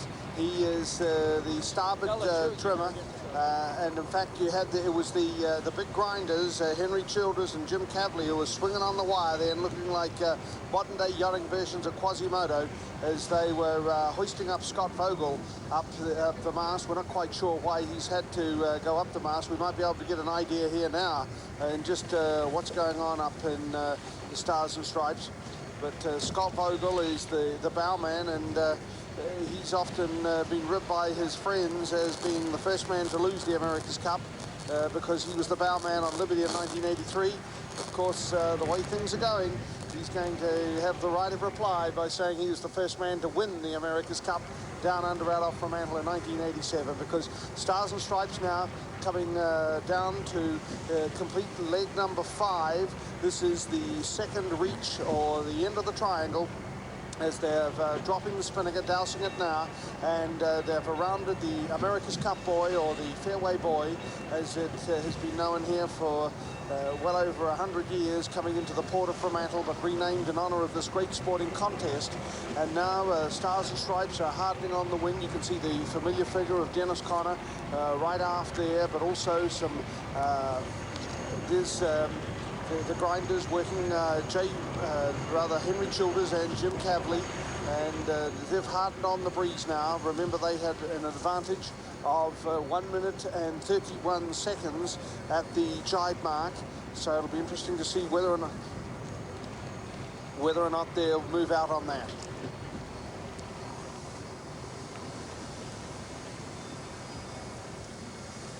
So Kookaburra 3 coming down to complete leg number 5, the second reach under spinnaker, and they'll round the America's Cup boy out on Gage Roads, but pretty dispirited really, in a difficult position as time's ticking away against them. They were just over a minute and a half behind at the halfway mark. That is mark number 4, the jibe mark or the wing mark. Ping goes the spinnaker now as they're dropping that down. And so once they drop that and get their pole down, they'll harden on the breeze and come on the wind into the third beat of this race. There are 4 beats to windward, and they're going to the third one now, or the 6th leg of the course, as they're coming up to the mark.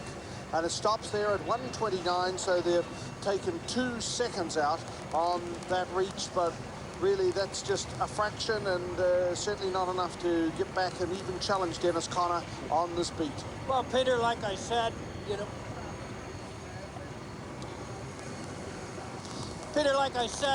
a second here, a second there isn't going to make a difference. We got to get out there and grab off big chunks, and big chunks are 15 seconds at a clip, 30 seconds. He's got to get within 15 seconds on this weather leg if he's going to do any damage on the flat run. So now the breeze up to 20 knots now as they've gone into the 6th leg of the race. Remember, there are 8 legs on this course out on Gage Roads, over 24 nautical miles. Let's look now at the progress so far. It was a dead heat at the start, with Kookaburra starting at the committee boat end of the line, and they crossed over Stars and Stripes in the first couple of exchanges up the beat, but it was Stars and Stripes to round the first mark first, and they were 15 seconds in front. Unbelievable under spinnaker, taking off like a rocket ship to be nearly a minute ahead after the second leg. Then on the third beat, they extended their advantage, and then in the 2 reaches have moved away to 1:31 at the halfway mark. Kookaburra taking another couple of seconds out of it, but a big advantage of 1 minute and 29 seconds going into this third beat to windward. Chris Dixon, this is pretty dispiriting stuff. Tough task ahead of the Cookers now. Picked up 2 seconds on that second reach, but they're still 9 or 10 seconds behind where they were at the top mark. So they've got an uphill battle. They've got to keep working away at it, but they don't have a lot of options, Peter. The Kookaburra team, they're putting the foot shelf back onto the mainsail. We saw them having problems with the luff shelf earlier, but now they've got a little bit of a problem with the foot shelf, but they're still steadily working away.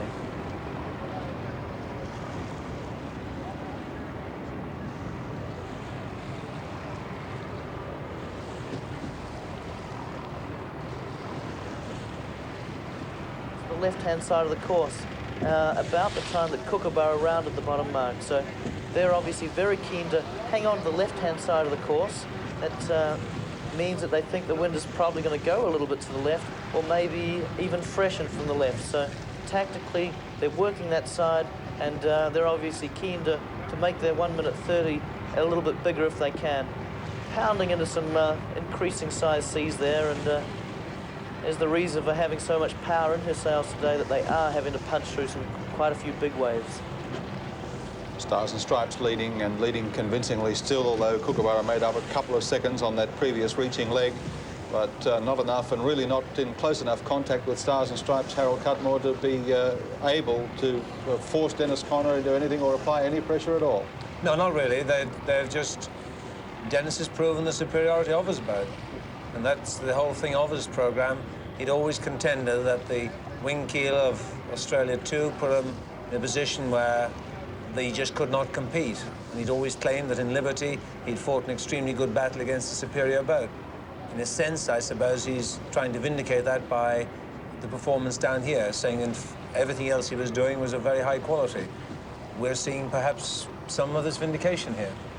Mid-afternoon out on Gage Roads, and it's a very bright, clear day, but not too bright and clear for Kookaburra, as Dennis Conner and the crew, Tom Whitten, and the rest of the crew continue to work Stars and Stripes hard, despite the fact that they've got a commanding lead, because they're determined they're going to nail this America's Cup down in San Diego and do it 4 races to 0. Whether or not they can do that remains to be seen, but by gee, they're making an awful good fist of it so far. Aboard Kookaburra, Ian Murray, Peter Gilmore, Derek Clark, Ian Burns, really scratching their heads, brains racing, and I would say coming up with very few answers at this stage. The Kookaburra team obviously will have been doing a lot of talking, Gary, and they'll be doing a lot more talking tonight, but keep in mind they've been on this program for 18 months now, working away every day with a 2-boat program, Kuka 1, Kuka 2, and now Kuka 3, and they've taken 18 months to get to where they are now. So in the last 6 or 9 months, they might have increased their overall boat speed by maybe 1/10 of a knot. So to expect them overnight to be able to come up with another 1/10 is just something that is unrealistic.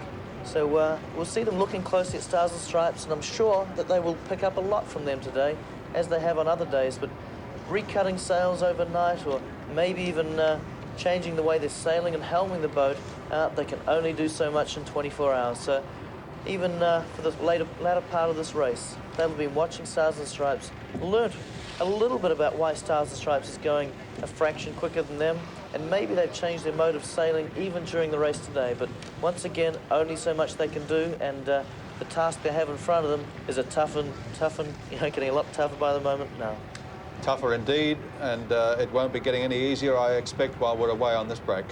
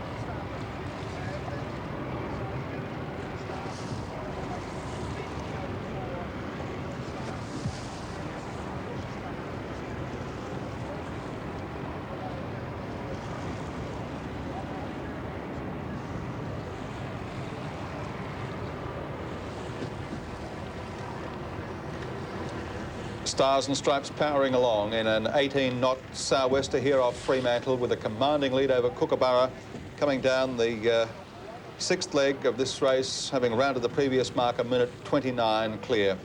And, well, whatever else, they obviously knew the strength of the opposition when they went into this final series. Dennis Conner quietly confident at all times. And we put the question to Stars and Stripes tactician Tom Whidden, just what they knew or what he knew about Kookaburra. Obviously, it was plenty. You can make a lot of hype about what the times around the race courses are in given races. And really, that's all we had to look at other than the 3 races as far as the Kiwis are concerned. You're right, Blackwelder we raced 50 times, so we know his moves. We've seen what he's like. We were very worried about his straight line speed, but frankly, we felt we had enough things up our sleeve to beat him. The Kiwis, it wasn't really all that easy to get a book on them. We didn't know how they'd react, like I said before. Their speed was good, we knew, because they won every race except one. But frankly, we only raced them those 3 times, and 2 of the 3 times there were extenuating circumstances that didn't allow us to see a true picture. So I don't think that we have any less book on Kookaburra. We've got enough of their numbers from their boat to put in our VPP program, which is our velocity prediction program. And we put the parameters of our boat in there, and we put the parameters of the Kookaburra's boat in there, and we race around the course, and we've done the race about 120 times, and we come out pretty good on that. We've got all the times from their racing around the race course, and it leads us to believe that we're a little faster, at least upwind.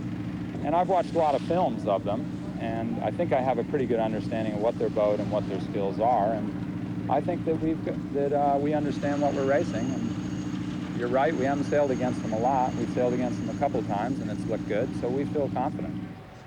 Tom Whidden, tactician aboard Stars and Stripes. They felt confident going into the series, and they're now looking at a 3-0 lead.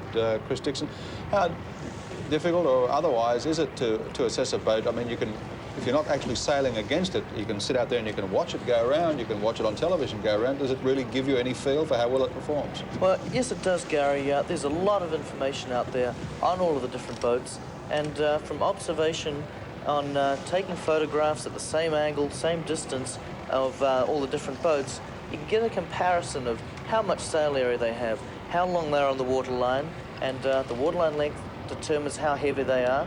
Watching the way the boats sail, picking up little bits of radio information that might slip out occasionally, looking at sail shapes, aerial photographs of sail shapes, and cross-referencing all of it, you can compile quite a steady, quite a big and comprehensive book on the individual boats. And certainly the Kiwi team had a lot of information on a lot of boats, videotapes, photographs, and so on, and that was the basis by which we kept learning.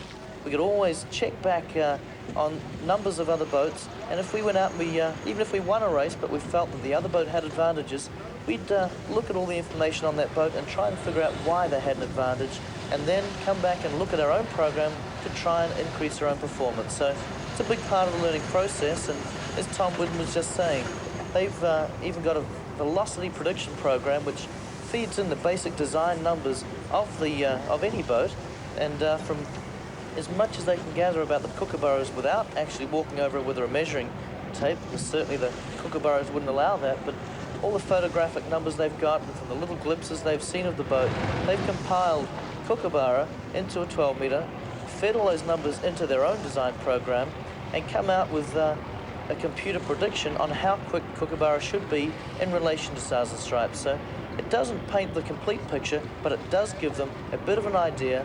In fact, at times quite an accurate idea on what they should expect before they actually get out onto the race course. Peter Montgomery, you got a question for Chris?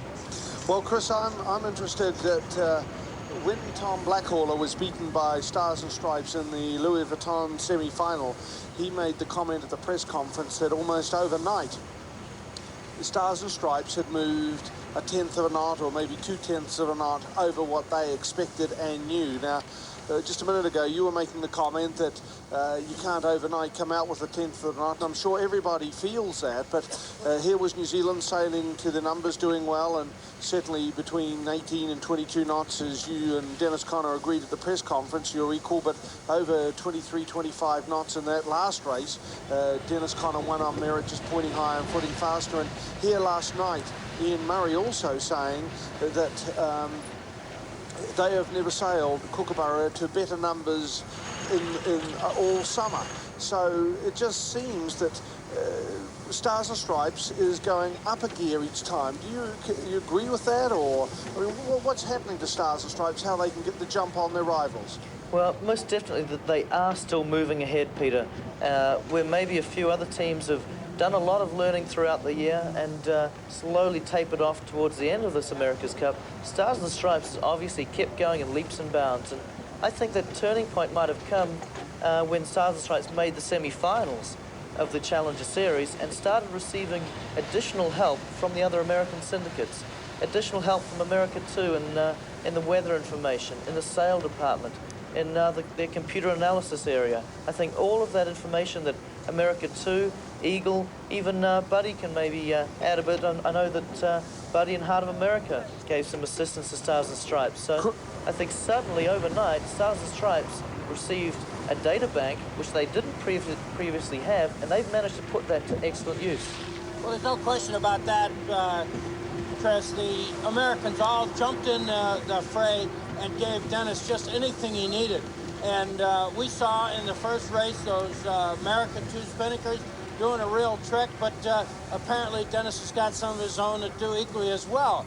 I know that the weather information given off by America 2 after being here longer than any other challenger has to be of great value in selecting the design mode that they want to travel into and toward what goal. So consequently, I think maybe the rest of us, as I said earlier, doing it on your own because you think you're smarter than the rest of the world, you can shoot yourself in the foot much too easily. And I think what Dennis has gotten and what the Americans showed once again is that if pressed, they can come up with technology that is pretty awesome and almost hard to overcome in winning just about any kind of a boat race. But really, it's the secrets of Zender from Wisconsin in the Midwest that have really helped them, isn't it? Oh, that's right. I mean, everything that we gave Dennis is really doing it. I mean, he's using our computers and he's using our two-way radios, and that's why, of course, he's doing so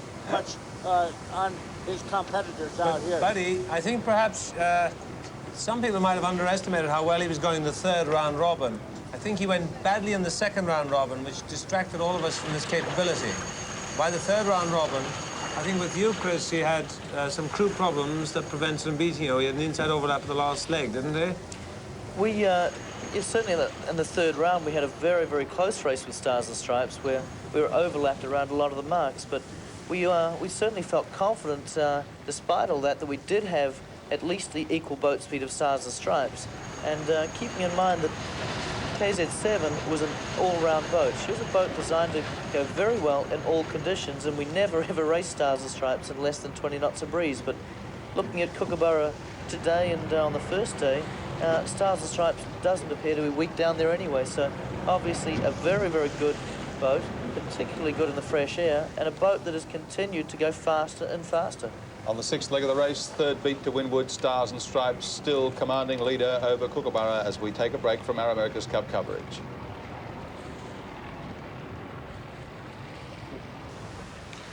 Closing to complete leg number 6. This is the third beat to windward. The breeze out here still around 17 to 18 knots.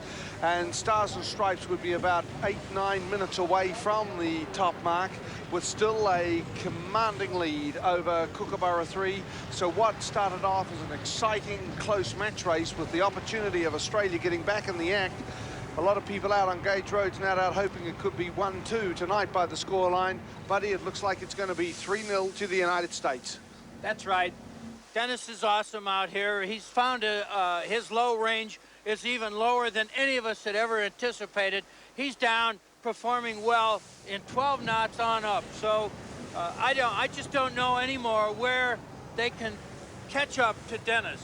They meaning Kookaburra 3, what they can do but they got to do something. They got to take a rest tonight. They got to regroup and get something out of the hat. I don't know what trick it's going to be, but they got to pull out a bunny rabbit of some sort. Yesterday, the breeze strong, well over 20 knots, getting up to the limit, close to 30 towards the end. And the very first race, of course, oscillating all over the compass. The breeze boxing around the compass at around about 9 knots. But today, it's been 12 up to 20 knots and pretty steady from the southwest to Fremantle Doctor.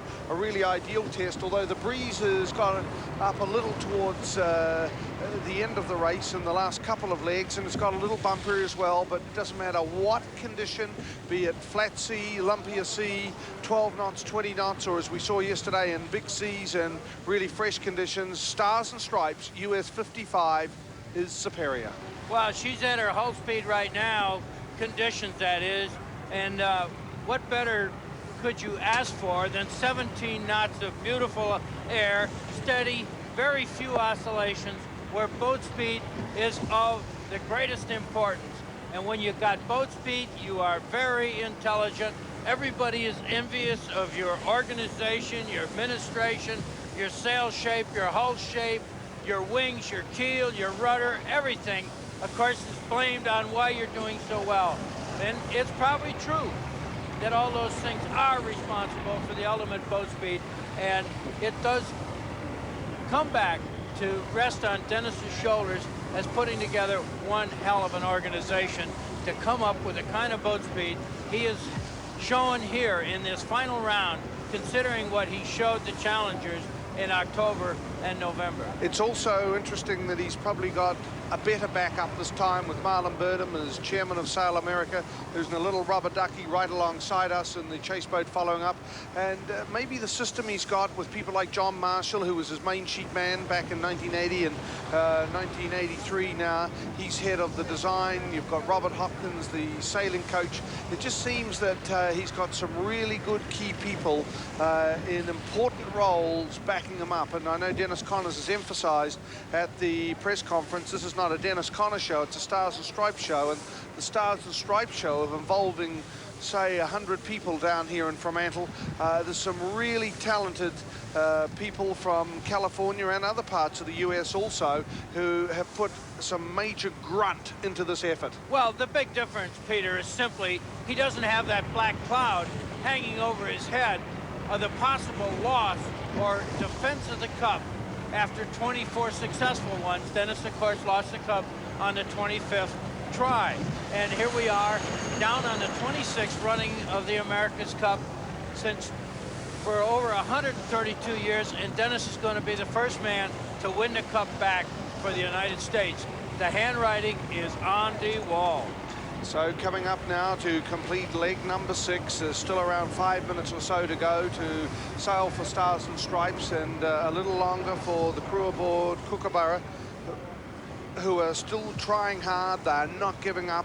They've got the pride of their syndicate, the pride of themselves as sailors and their families, and the pride of Australia. Ian Murray and his team are still trying hard, but when you're in a slow boat to the top mark against Gunsmoke US 55, it's all pretty hard. We'll be back after this break.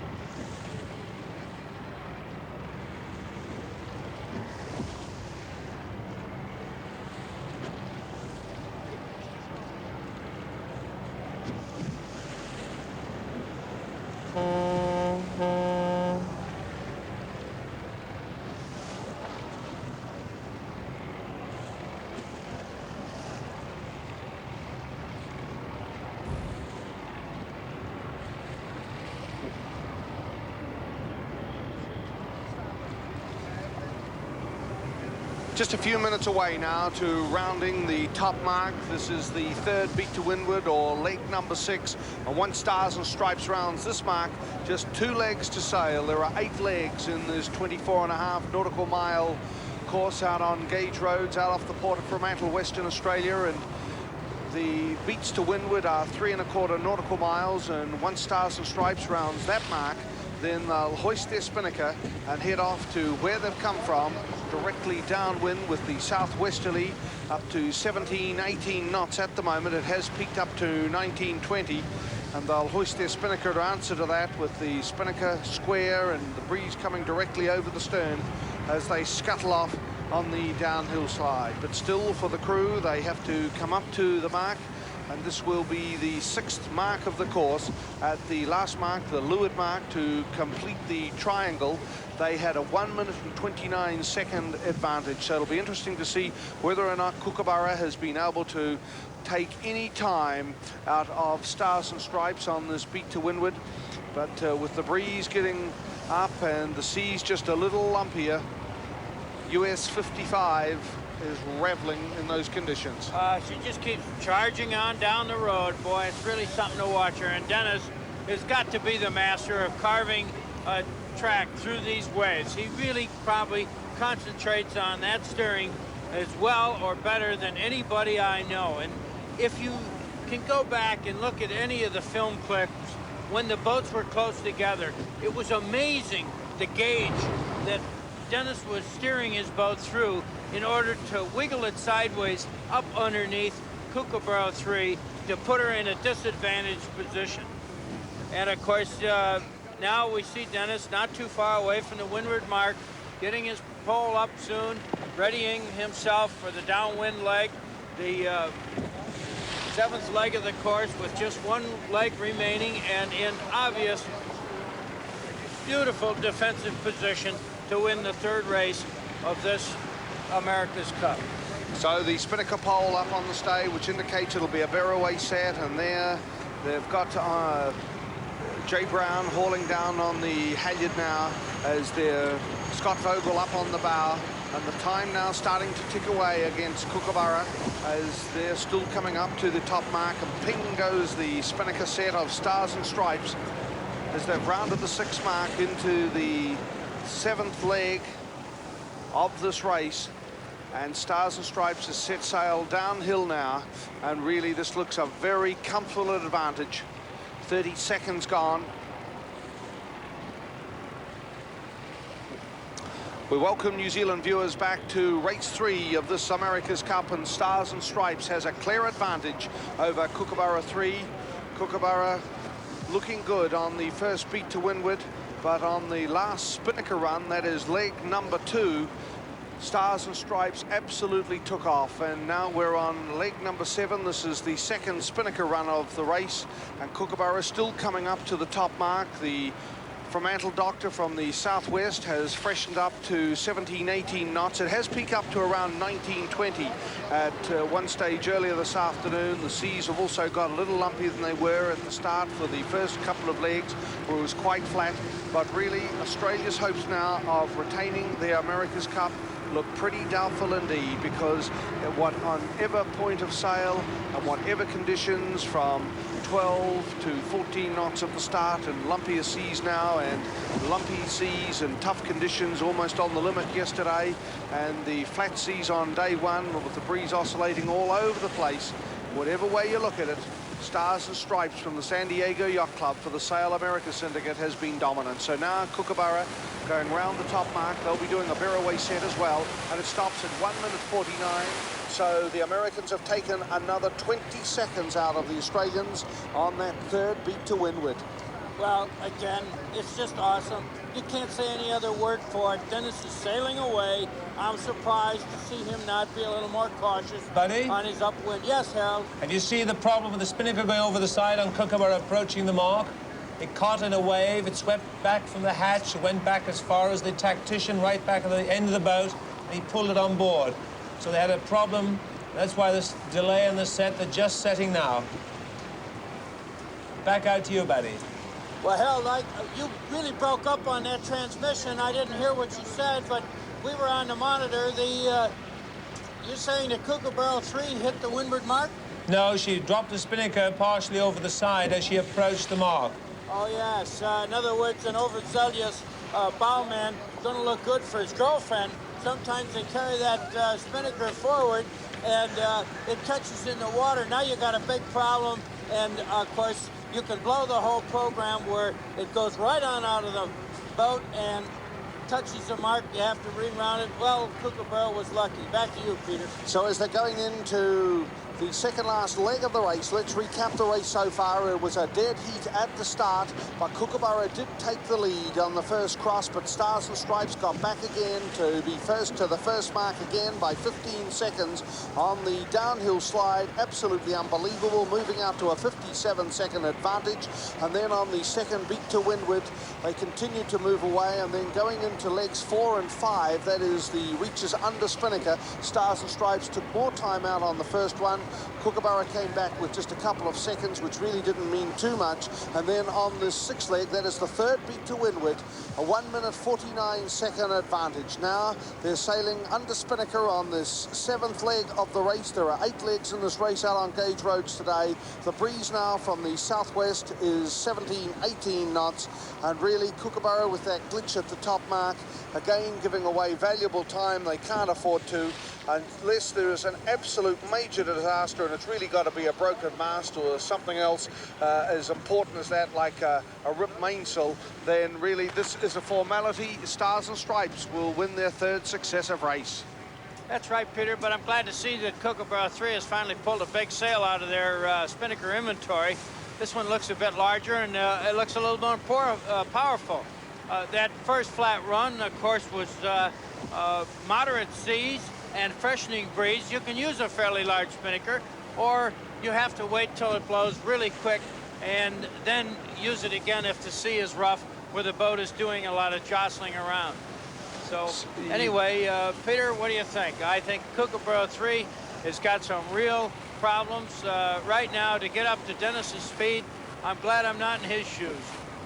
Well, it just seems that the Kookaburra camp, I'm sure that they have been given quite a shock today, in a breeze that most people expected they would be at least competitive, if not beat Stars and Stripes. Certainly a lot of the media experts and yachting aficionados, after watching Stars and Stripes take care of New Zealand, particularly in that last race of the Louis Vuitton final, race number 5, where it got to limit conditions rather similar to yesterday from 23 knots. And once that started to build up, then certainly they really cleared out and won that one on merit, lifting off New Zealand, pointing higher and footing faster. And based on that experience and seeing New Zealand trial against Kookaburra, most predictions were that Stars and Stripes would probably be dominant over 22, 23 knots.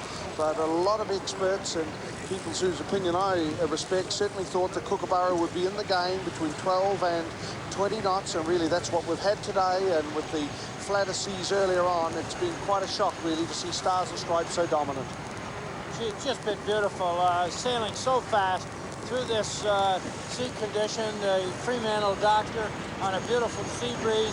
And here we see on race 7th race cam, the pitman reaching back, grabbing the handle, and getting the water out of the boat. They've obviously taken some seawater into the ship, and they have to get it out so they can get up to speed down the wind. No sense carrying 55 or 110 gallons of water out on the race course. That's Greg Cavill right in the foreground, a 28-year-old from Queensland, and he actually sailed with Ian Murray aboard Advance. There are a couple of other crew members as well aboard who sailed with Ian Murray on board Advance in the 1983 campaign, which was a disappointment. Directly behind him, the 2 big grinders from Western Australia. That's Darren Bracewell on the right and Tony Rice on the left. A huge man, Tony Rice. He's 6'8" or well over 2 meters in the modern language. Right behind that, you can see Peter Gilmore with the green eye shade. He is the main sheet man and starting helmsman, and along with him is Ian Burns, the navigator, with the red cap. So the Australians haven't given in. They're certainly trying hard, but when you're against a rival with a superior boat speed, as indeed Tom Blackhall found in the Louis Vuitton semi-final, and the New Zealand skipper Chris Dixon found in the Louis Vuitton final, it's pretty hard to stop it, isn't it, Chris? boat speed makes you tactical genius, is a saying from way back, but the Kookaburra's been sailing very, very well, and certainly Tom Whidden has been picking up every shift that's out there. Unfortunately, when the other boat's going a little bit quicker, there's just not a lot you can do about it. So they're sailing now under Spinnaker on the second last leg of the race. The breeze now is still from the southwest, still at around 17 knots, and it's still coming from 226. So the breeze hasn't oscillated around much today, buddy. No, it's hanging in there very steady, and of course it takes away from the possibilities of what you can do to take away those big gaps. Right aboard Stars and Stripes now, right in front of the camera is Jay Brown, who is graduated from the University of Virginia in 1980. He's a very articulate person with a marvelous sense of humor. This is his first campaign in the America's Cup racing. Back now aboard Kookaburra, and still the work goes on, but it's a big task now for this crew to be able to pull back the huge deficit they face. There is Ian Burns in the red cap. He's the navigator. He's a graduate in engineering from Sydney University. I might add that right now Peter Gilmore and Ian Burns are pumping water out with the main sheet grinder handles. So behind that, Ian Burns, there is Derek Clark, who is the tactician. He sailed on Victory 83 for the British campaign, but was lured down to Western Australia in 1984 and has lived here long enough to be able to qualify to sail for Australia. In fact, Derek Clark is credited with inventing the 12-bendy mast on Lionheart back in 1980, and that was finally used by Australia as a similar spar, which is very innovating at the time, back in 1980. Okay, back here in the studio, we look out and see Stars and Stripes, the big Spinnaker billowing way out in front of Kookaburra 3, and what a different story this is from the first leg of the race, in which we saw some really hard-fought tacking duels, Jeff Merrill. Absolutely, very good close racing on that first upwind leg, several close crossing situations, and we had a pretty good idea of a slam dunk from Kookaburra on Stars and Stripes. Perhaps we can see that. Here we are.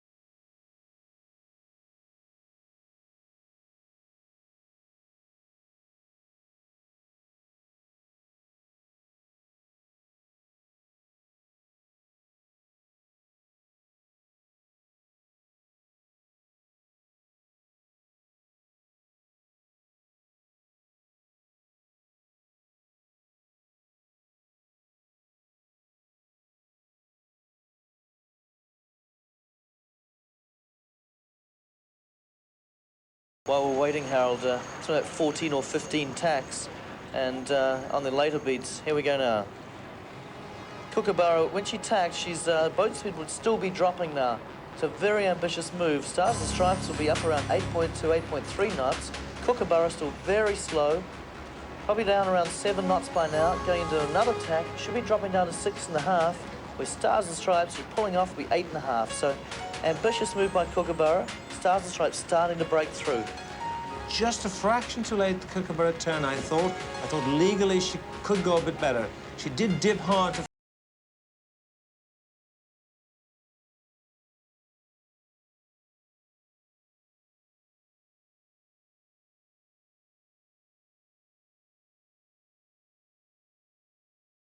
A little bit further to get back in front. Close racing there on the first leg of the race, but not so close now. And the boys on Kookaburra just looking a little bit dispirited because they're tailing out a minute 50 nearly behind Stars and Stripes on the second last leg of the race as we take a break.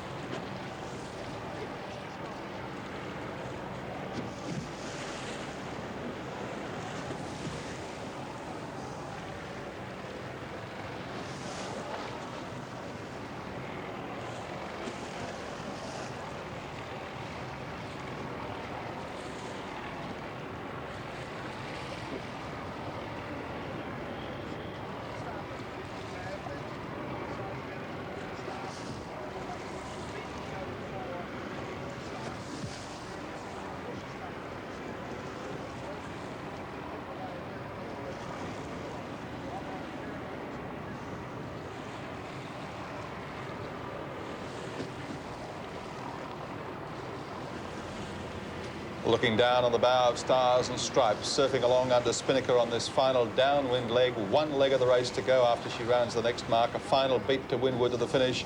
And it seems that it's going to be 3-0, Dennis Conner. We go to the aerial shot. You can see the difference. Kookaburra 3 tailing away there in the background. And as I said, aboard Kookaburra, the boys just don't know what to do next. All they can do is just keep the gear tight as they can. But it looks like coffee and biscuits are doing the rounds there, so I guess they've pretty much given up the chase for today. All they can do is keep the boat trimmed, keep it moving, and hope perhaps that something might go wrong up front with Dennis Conner. But by gee, Conner's been cool, calm and collected right through this so far, and I wouldn't say that there's too much pressure on him to crack at this stage of the race. Dennis Conner in control at the helm of Stars and Stripes. And as I said, they're doing much the same as Kookaburra, except they're nearly 2 minutes in front. Getting back out on the water now with Buddy Melchers. Well, at this stage, still around 8 minutes to go for Stars and Stripes to round the bottom mark, and they have a comfortable advantage. It's just unbelievable. I know that Tom Blackwaller back in the semi-finals of Louis Vuitton was shaking his head the way Dennis Conner lifted his game, and Blackwaller did make the comment at press conferences that he thought that Dennis had put on a knot, maybe even two, to be able to get rid of USA 4-0 in the semi-final. And it did seem that New Zealand in good shape, and Conner lifted their game there as well as they've jibed across, coming down with this breeze from 224, still from the southwest, at 18 knots. So still really is little or nothing that the Kookaburra camp can do with this juggernaut Stars and Stripes heading to the bottom mark. And when they round that, just one final beat to go, and it's another win, and they'll only be just one win short of taking the America's Cup back to the United States. We'll just have to watch them on the Spinnaker takedown and putting the new jib up for this last beat. If it all goes smooth, there's not a lot you can count on. The wind is not that severe where we're going to tear up sails. If we tear a sail up, Dennis has got enough margin out there right now that he could slip another headsail on without a big problem. The only thing that'll happen in Kookaburra's favor, maybe the headboard pin will let go and the mainsail will come down as it did on Australia 4 out here in the last series. So looking down now, these magnificent shots coming from Seven's helicopter. Ian Murray at the right at the stern, and with Derek Clark right back aft with him. In the red hat is Ian Burns, the navigator. Also, you can see the two grinders. I think I've been saying that it's Darren Bracewell out there. In fact, on the right now with the dark glasses, that is Greg Maher, the big footballer from North Sydney who played rugby union and then rugby league. So my apologies to Greg. It's Greg Maher, not Darren Bracewell, but on the left it's Tony Rice from West Australia. There's Derek Clark. He's still got a smile, the navigator. It's he who calls the shots right throughout the race. He's a very intelligent fellow with 2 degrees, one in nuclear physics and one in engineering, and he really does have a sophisticated understanding of hydrodynamics and aerodynamics and their balancing applications, and no doubt he'll be thinking about how on earth Stars and Stripes has got the jump on Kookaburra 3 so convincingly across all ranges of breeze and sea conditions that we've experienced in the first 3 races, and it's really been quite awesome. Greg Cavalier, there's Tony Rice on the left. So pretty tough stuff now for the Kookaburra camp to get fired up with that deficit that they face as they're closing to the last mark. This is the second last leg, and once they round the America's Cup buoy on gauge roads, just the final beat to windward of 3 1/4 nautical miles. So just a minute or 2 away now for the red, white and blue Spinnaker of Stars and Stripes US 55 to close down to the mark. And once they round that, then the crew will really get fizzed up and fired up as they can see the opportunity of taking their 3rd successive gun, and that means they only have to win 1 race. Kookaburra have to win 4. A tough task, buddy. That's right. We got only the jib to go up board Stars and Stripes, and if there's no hang-ups in pulling the jib up, we got no real hope for Kookaburra 3. And the jib is going up a bit slow, but it is going up on Stars and Stripes. He's been a bit conservative on these leeward mark approaches, but maybe this time he's going to show just normal sailing tactics and getting his jib up and rounding up with a blow away of the halyard. Well, with that advantage, though, you don't blame them being conservative, do you? Well, he's got so much distance there. He owns most of the real estate out here on Gage Roads today as he has in the other races. There's no difference. He's about 100 yards away from the leeward mark. It'll only be a couple of seconds and he'll be around it. So looking now at the two big grinders, that's Henry Childers and Jim Cavley. And right back aft, you can see Peter Eisler in the red. He's the navigator aboard Stars and Stripes, and he's constantly assessing all the time now. He's coming right up to grind there with the starboard grinder. That's Jim Cavley. And so 1 minute, Peter Eisler, the navigator, one of America's top small boat sailors, who's also carving an impressive record and winning some of the top match racing events around the world, such as Royal Leamington's Top Regatta and the Royal New Zealand Yacht Squadron Citizen Match Race Regatta. So now on the grinder, Peter has moved up to help Henry Childers as they're dropping the spinnaker now, as they're coming down to the fairway buoy, as it's been known here for many, many years, and now renamed the America's Cup buoy. Right up on the bow there, Scott Vogel. So around the mark goes Stars and Stripes. So this is the last mark they have to round as they're hardening on into the breeze. As we look now and get it's 18 knots, it's still coming from 219, so a very steady breeze coming from the southwest, from Mantle Doctor. And it's been for the last 3 legs between 17 and 20 knots. Down to leeward is Adam Ostenfeld with the red hat. He is the starboard trimmer.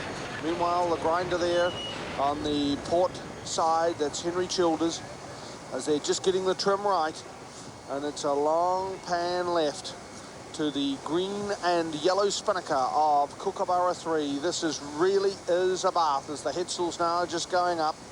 At the last mark, they were 1 minute and 49 seconds behind. That completed leg number 6, or the third beat to windward, as they're coming down now to complete the 7th leg of the course. 60 seconds has ticked by.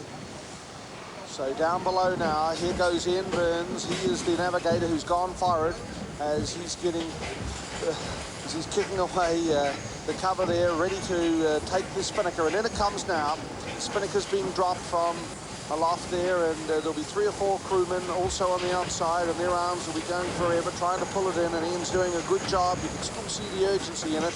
Right down below, these pictures courtesy Sevens Race Cam for the first time ever. Pictures down below a 12 metre, and in fact for the first time ever we've had pictures on board on courtesy Sevens Race Cam. So it stopped at 1 minute 41. They were 1 minute 49 behind at the top mark. So they have taken out 8 seconds. Let's review now progress on this race. It was a dead heat at the start with Stars and Stripes starting at the port end of the line, and when they crossed behind Kookaburra halfway up the first beat, it looked like the Australians might be able to take it to them, but the Americans recovered well to round by 15 seconds at the first mark, and then took off unbelievable, almost jet propelled under spinnaker on that second leg. The first square run, 57 seconds in front, extended that on the second beat or the third leg, and then on the reach they extended their advantage even more. On the second reach or the fifth leg though, they lost a couple of seconds to round 129 in front of Kookaburra. But once they came back on the wind again for the third time, that is the sixth leg of the race, they moved out to 149, and as we've just seen completed the seventh leg of the race under spinnaker, they have lost 8 seconds to the Australians, but really that's neither here nor there now, as they are set now on this last leg of the course into this southwesterly Fremantle Doctor of 18 knots. Stars and Stripes is set to take the gun for the third successive time. We'll be back after this break.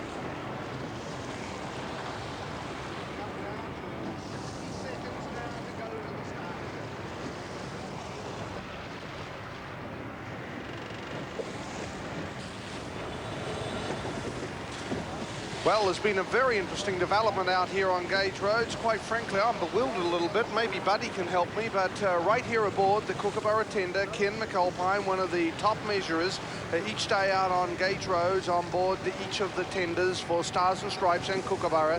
There are measurers, and Ken McAlpine left with Terry Newby. They jumped into Vulture, the high-speed chase boat, rocketed across and actually went to the windward side of Kookaburra and made some comment. And we've actually asked the folk aboard here, and they said they're not allowed to tell us what has actually happened between the conversation and the reason why they've gone across. But we have been reassured that there is no one hurt aboard Kookaburra. But, Buddy, what do you know what's going on? This has got to be a tactical move. First of all, Stars and Stripes would have grounds to protest Kookaburra 3 for having a tender come up for that being that close.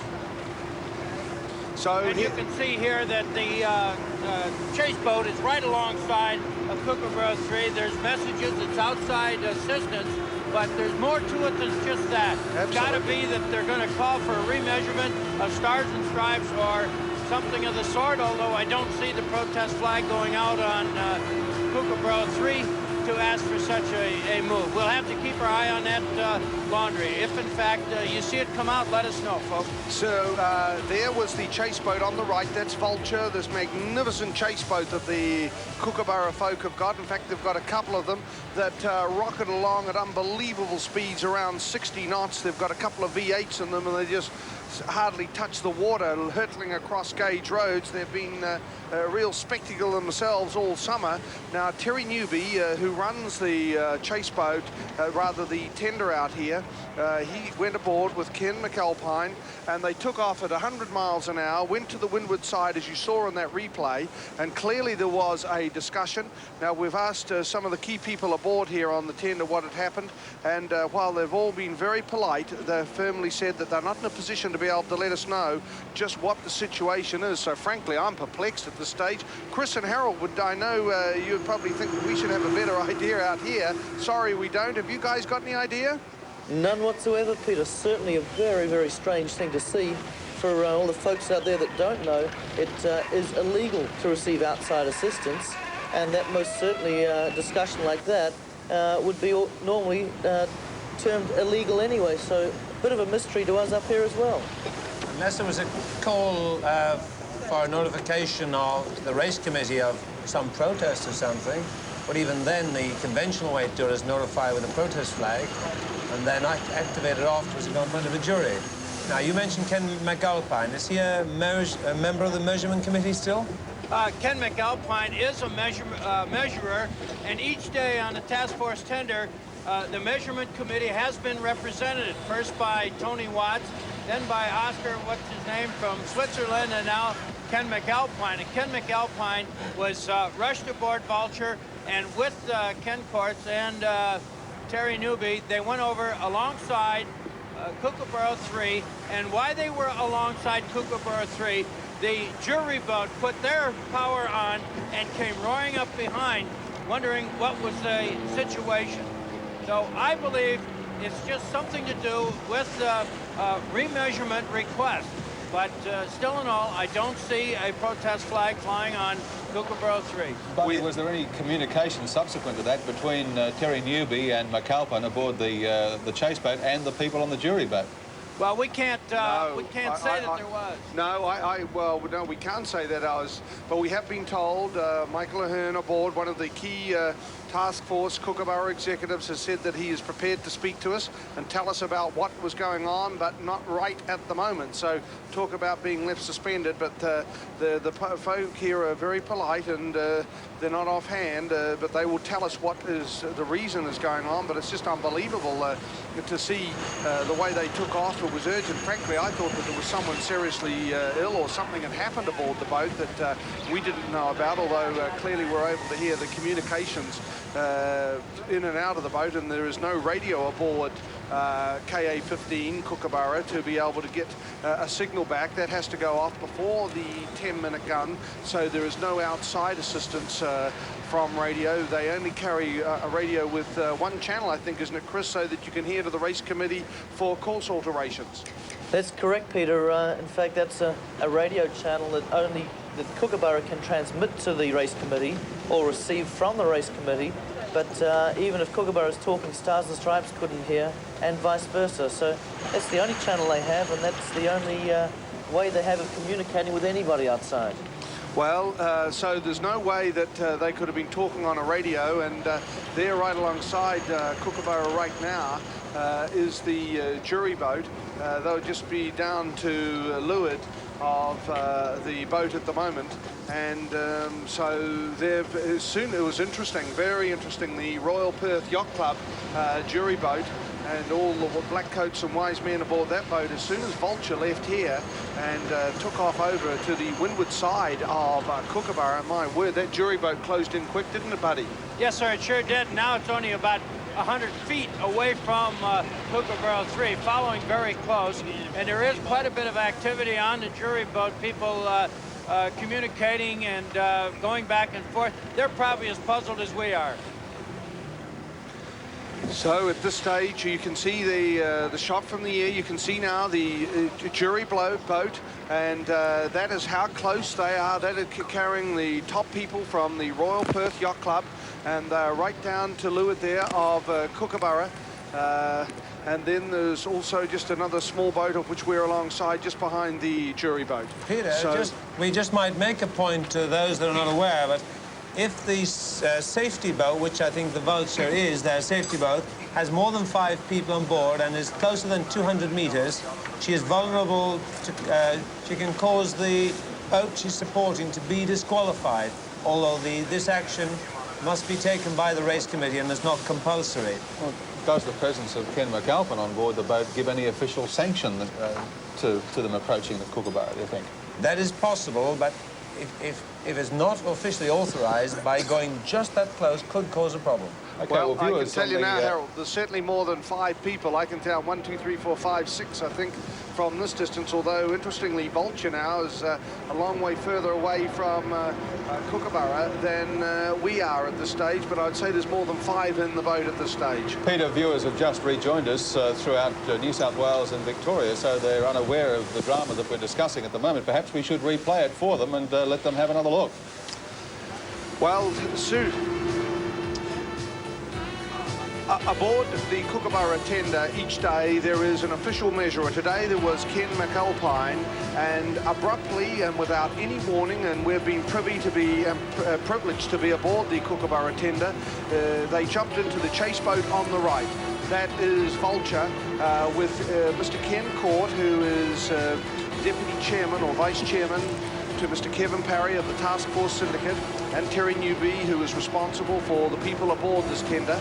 And they went out in the chase boat, and you can see they were right to windward of Kookaburra. Now, there's no way that we can categorically say that they're exchanging words there, but I would find it unbelievable. Why would Vulture have to go to windward right in that spot? So they were directly to windward of skipper Ian Murray and whoever else they wanted to speak to. So clearly something has happened, absolute sensation, because no outside assistance is allowed, be it on radio or any other pertinent comments that may have come from Vulture to Kookaburra. Now, we have asked key people aboard here, and we've been politely told that they are not in a position to be able to let us know what that mystery is all about. They have reassured us, though, that no one is hurt and there are no physical problems of anybody aboard Kookaburra 3, but it's very interesting that they have, in fact, gone across. It's a mystery, buddy, isn't it? Well, yes, I've never seen anything like this before, but this is America's Cup racing, and every rule has got to be looked at, and I think what's going on here is we're going to have a remeasurement of both boats. Yeah, I think that's likely, buddy. This is probably instructions for them to accept a measure as they cross the line. We might see the American chase boat pull in alongside the American boat now. Let's watch for that. So there now is the tender for Stars and Stripes, and in that is Marlon Burnham, Robert Hopkins. That's the little boat that's been bobbing around outside the Kookaburras. It was there when New Zealand trialled against Kookaburra, and then when the tests were there for Kookaburra 2 and Kookaburra 3. And right there today, there's some really tough nuts in that boat. Marlon Burnham, Robert Hopkins, and they are very sharp indeed. And you can be assured that they were close by, that when Vulture left alongside the Kookaburra tender at 100 miles an hour with Ken McAlpine, Terry Newbury and Ken Court, and went alongside and did whatever they are, and it's absolute speculation on our part, let alone a mystery. Then the Royal Perth jury boat closed in very quickly, and also the Little Rubber Ducky's been keeping an eye on things. So certainly a lot of excitement for us, mainly because of the mystery and what's going on. So, but still, for this crew, they're settling down now and trying hard to recover really what appears to be a lost cause in this third race of the America's Cup, with Derek Clark standing right aft there in the grey jersey, Ian Murray at the helm. Down to leeward is the port trimmer. That is Glenn Burke, often wearing his Panama hat with his telephone number on, but not today. So very tough for this crew to keep their spirits up. There's Greg Marr, the big grinder with the sunglasses. There is Don McCracken. It looks like they're going about now as he's pulling the tacking line. The bowman pulls the tacking line across, and there goes the Kookaburra across onto port now, as they really are a long way behind. As we can look out, that'd be the best part of 200 meters, that distance would be. So that would be close to probably 2 minutes now. They were 1 minute 41 at the last mark. The breeze from the southwest still holding pretty steady throughout the afternoon. The breeze 17 knots at the moment, and it's been pretty steady in direction and pretty steady in strength for the last 2-3 legs, buddy. Yeah, just absolute gorgeous sailing out here. There's again, the speed of Stars and Stripes is just too much for Kookaburra 3 to overcome, and they're going to have to beat these guys in a different way. And whether it's going to be in the room with a technicality tonight, we don't know. But we're soon to find out as this race progresses up the last seventh and final leg of the third America's Cup.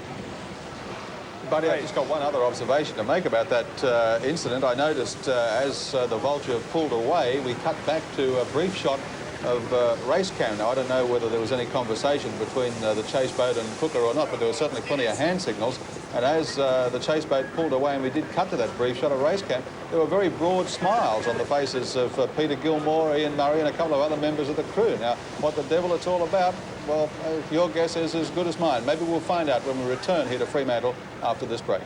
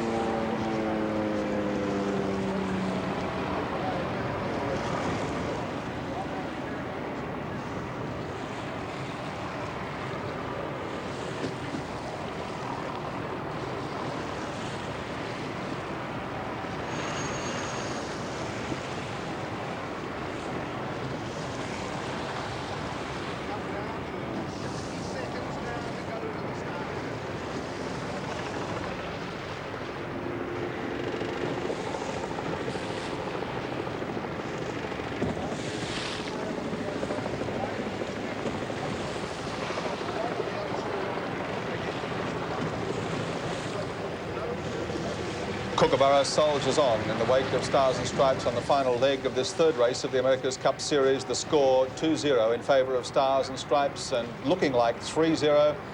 But even with that scoreboard in the offing, there's not all that much excitement tonight in San Diego, Ian Hislop.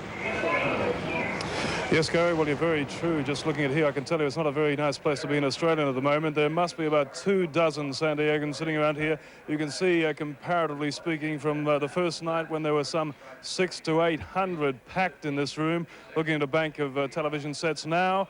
Well, I guess we'd be lucky to have 36 in this club, and that is very indicative of the fact that they think it's a foregone conclusion, that their man has got it in the bag, and the situation is that they are just sitting here waiting for the end of the race in about 15 minutes time, and I can tell you now that the cheer that will go up will be nowhere like the cheer you heard on the first night.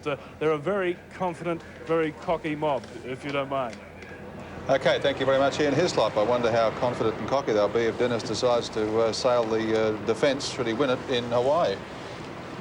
Right, let's get back out on the water now to see whether or not Peter Montgomery and Buddy Melgers have got any further clarification of the mystery on our hands. No, at this stage I have spoken to Michael Ahern, and again, very polite out here, but firmly told they would just prefer to wait if Ken Court and Terry Newby get back aboard from Vulture. So I think well, I don't know whether we will be told, but I've been given that impression that we'll be told what was going on. But at this stage, all of that happening is very much a mystery. So still around 8 minutes to go now to Stars and Stripes to appear to take this race. Really, they'd have to have their mast fall over or some other major problem, and that doesn't look to be on the cards now, as US 55 proving just absolutely awesome, going through the seas that are built up throughout the afternoon. It's around it's really been very, very impressive stuff from Stars and Stripes on this final beat to windward. Well, very interesting what's going on out here. Certainly the lawyers are getting back into the fracas in some way or another in the America's Cup for 1987. What's all going to come about yet is to be seen. But as we charge up this final leg of the third race, Dennis looks to be in perfect control and going very fast through the water, as has been the case all day long. Nothing new out here. It's the same old story, and it won't be long before the fat lady's going to sing her song for the third time in this 87 America's Cup.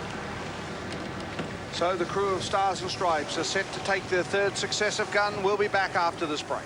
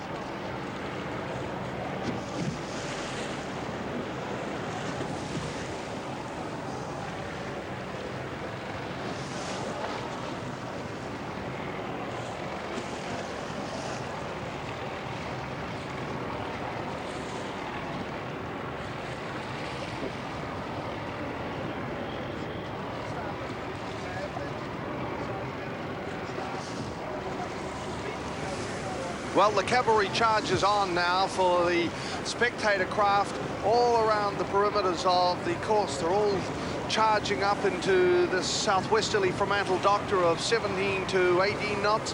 And, Buddy, it looks like disappointment for Australian supporters. A third successive win for Dennis Conner. I mean, he's really got his hands on the cup now, hasn't he?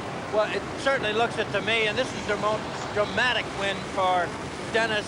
Started out in what should have been Kookaburra 3's condition, flat water, on wind, and away they went. And they just literally smoked it up the first windward leg, coming from behind, and then continuing to build out a beautiful lead where she stands now, Peter. So just a few minutes to go now for Stars and Stripes to cross the line, and they will get a well-earned win. Chris Dixon, Harold Cutmore, whatever point of sale, whatever conditions it seems, from the fluky conditions boxing round the compass on day one to the limit conditions of the other day, it's very, very difficult for Kookaburra to even be able to get back in at them. So Stars and Stripes coming up to the finish now. There's a fantastic number of spectator craft all around, all shapes and sizes. There's been tremendous interest. There are around 800 craft with thousands of people out on the water on Saturday. With yesterday's tougher conditions, there were only about 150 craft, mostly for the press and some of the bigger boats out. So now tacking across onto starboard. Here goes Stars and Stripes moving across. So they look as though they're able to lay the line. They've got about another 2 minutes of sailing, Peter. 200 meters to go. 2 minutes of sailing to go for Stars and Stripes, and things are looking very good for Dennis Conner. There's no question. Here he's off and running, and here he goes in. The fat lady has sung her song in this third race of the 1987 America's Cup.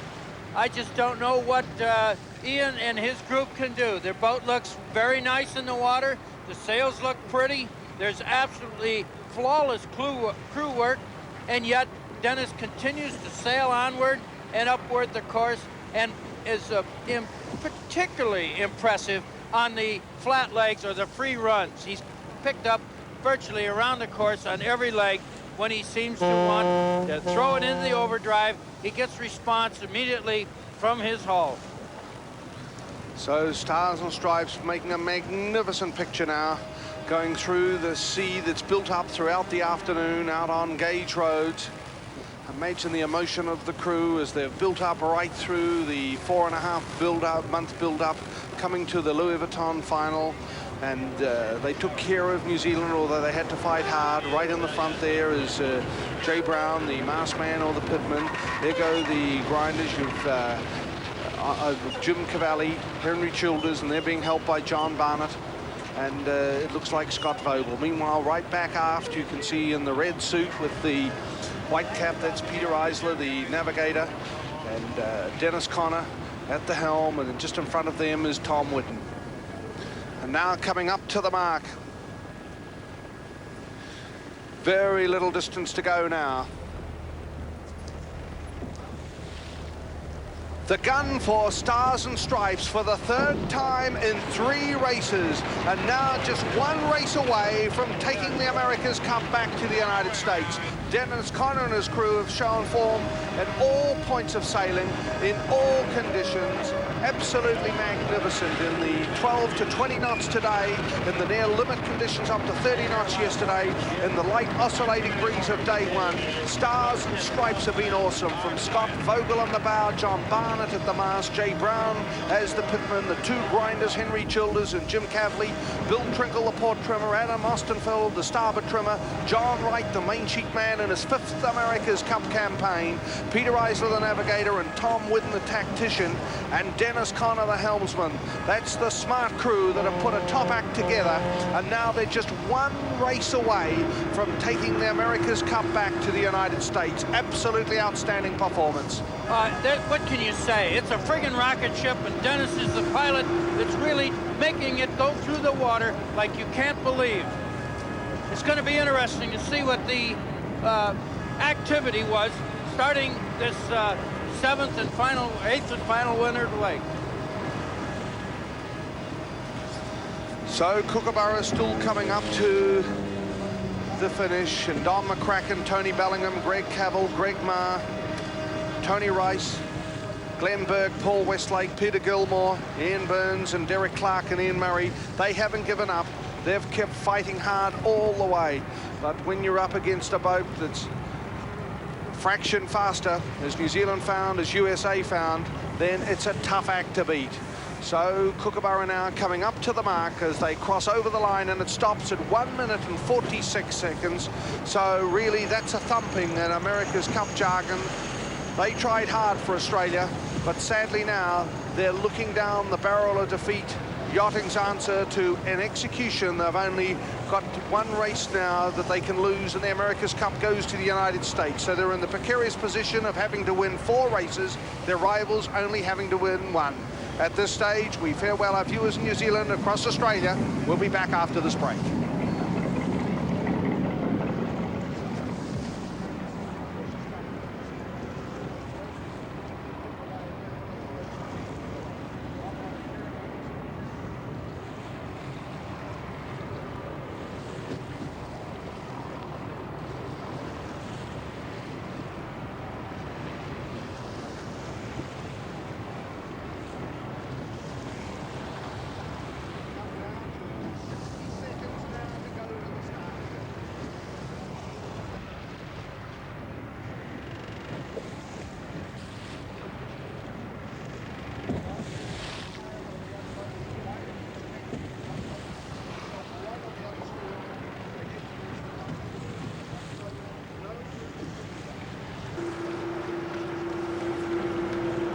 .30 the score in favour of Stars and Stripes out on the course, having crossed the finish line. Kookaburra with Ian Murray at the helm, and still some questions to be answered about that curious incident coming up the last leg. There's the tender, the chase boat with the measurer that came up alongside Kookaburra on that final leg, and we still don't know any explanation for that incident. That shot being taken from the task force tender. Now we're back with race cam, and that's pretty much the view that race cam would have had before. But of course, under different circumstances now, Harold. We're after the finish now, of course.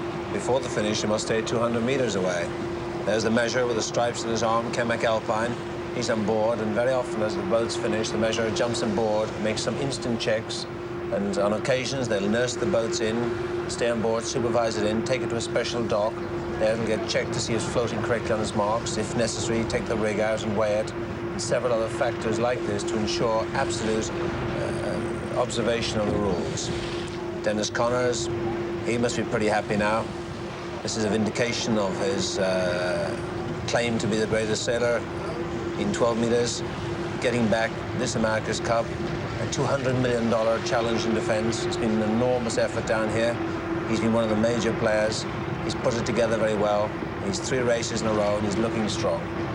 Well, as Peter Montgomery said, Kookaburra now faces the awesome task of having to win 4 races, whereas Stars and Stripes needs win only 1 more to take the America's Cup back to the United States. 3-0 the score. The margin today, 1 minute and 46 seconds. After a great duel on the first leg, Stars and Stripes then ran away with it. 7 Network viewers leaving us at this point. I hope you can join us next for the next race in our America's Cup coverage from Fremantle.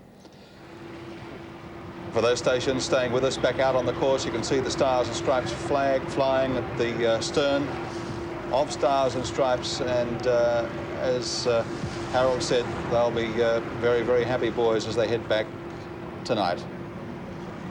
Surrounded by the marshalling boats. Police launches there with the stripes on the side of them, very flash-looking. Behind them, the twin-hulled catamaran-style Betsy with a special stability. 3 police launches around her. They're not in any way hassling Stars and Stripes, and they're in fact protecting her from the enthusiastic spectators.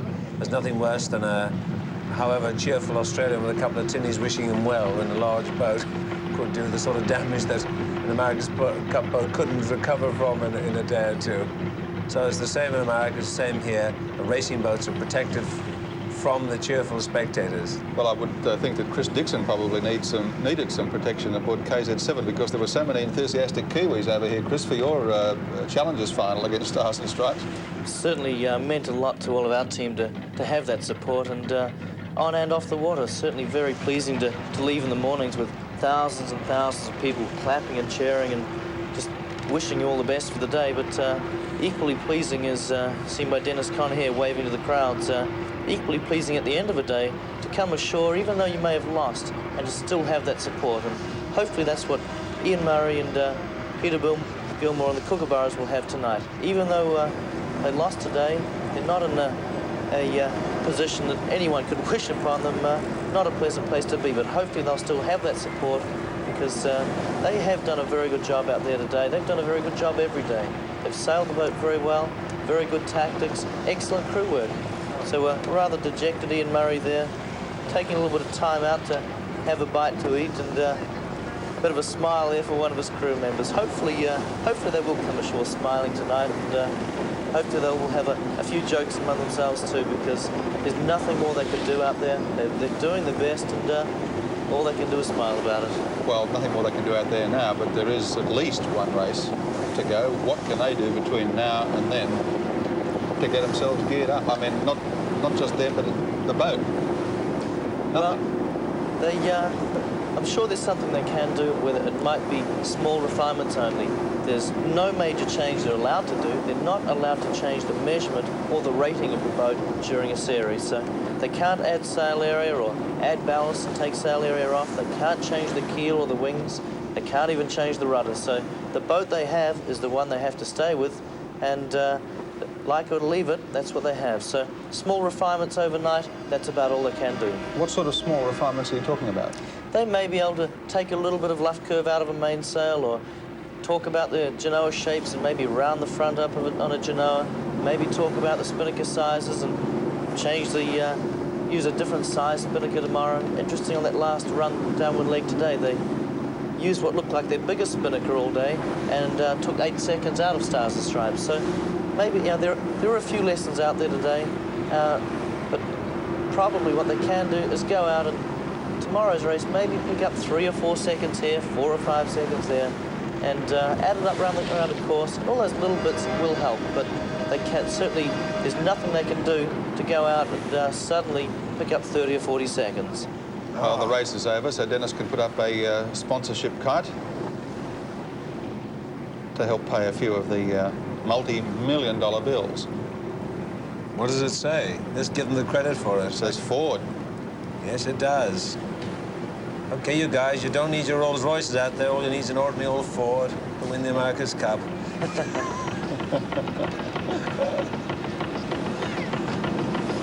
All right, well, as we said, they're cruising along, Stars and Stripes, whether it be a Ford or a Rolls, because they've got 3 races in the bag as they head back to port tonight.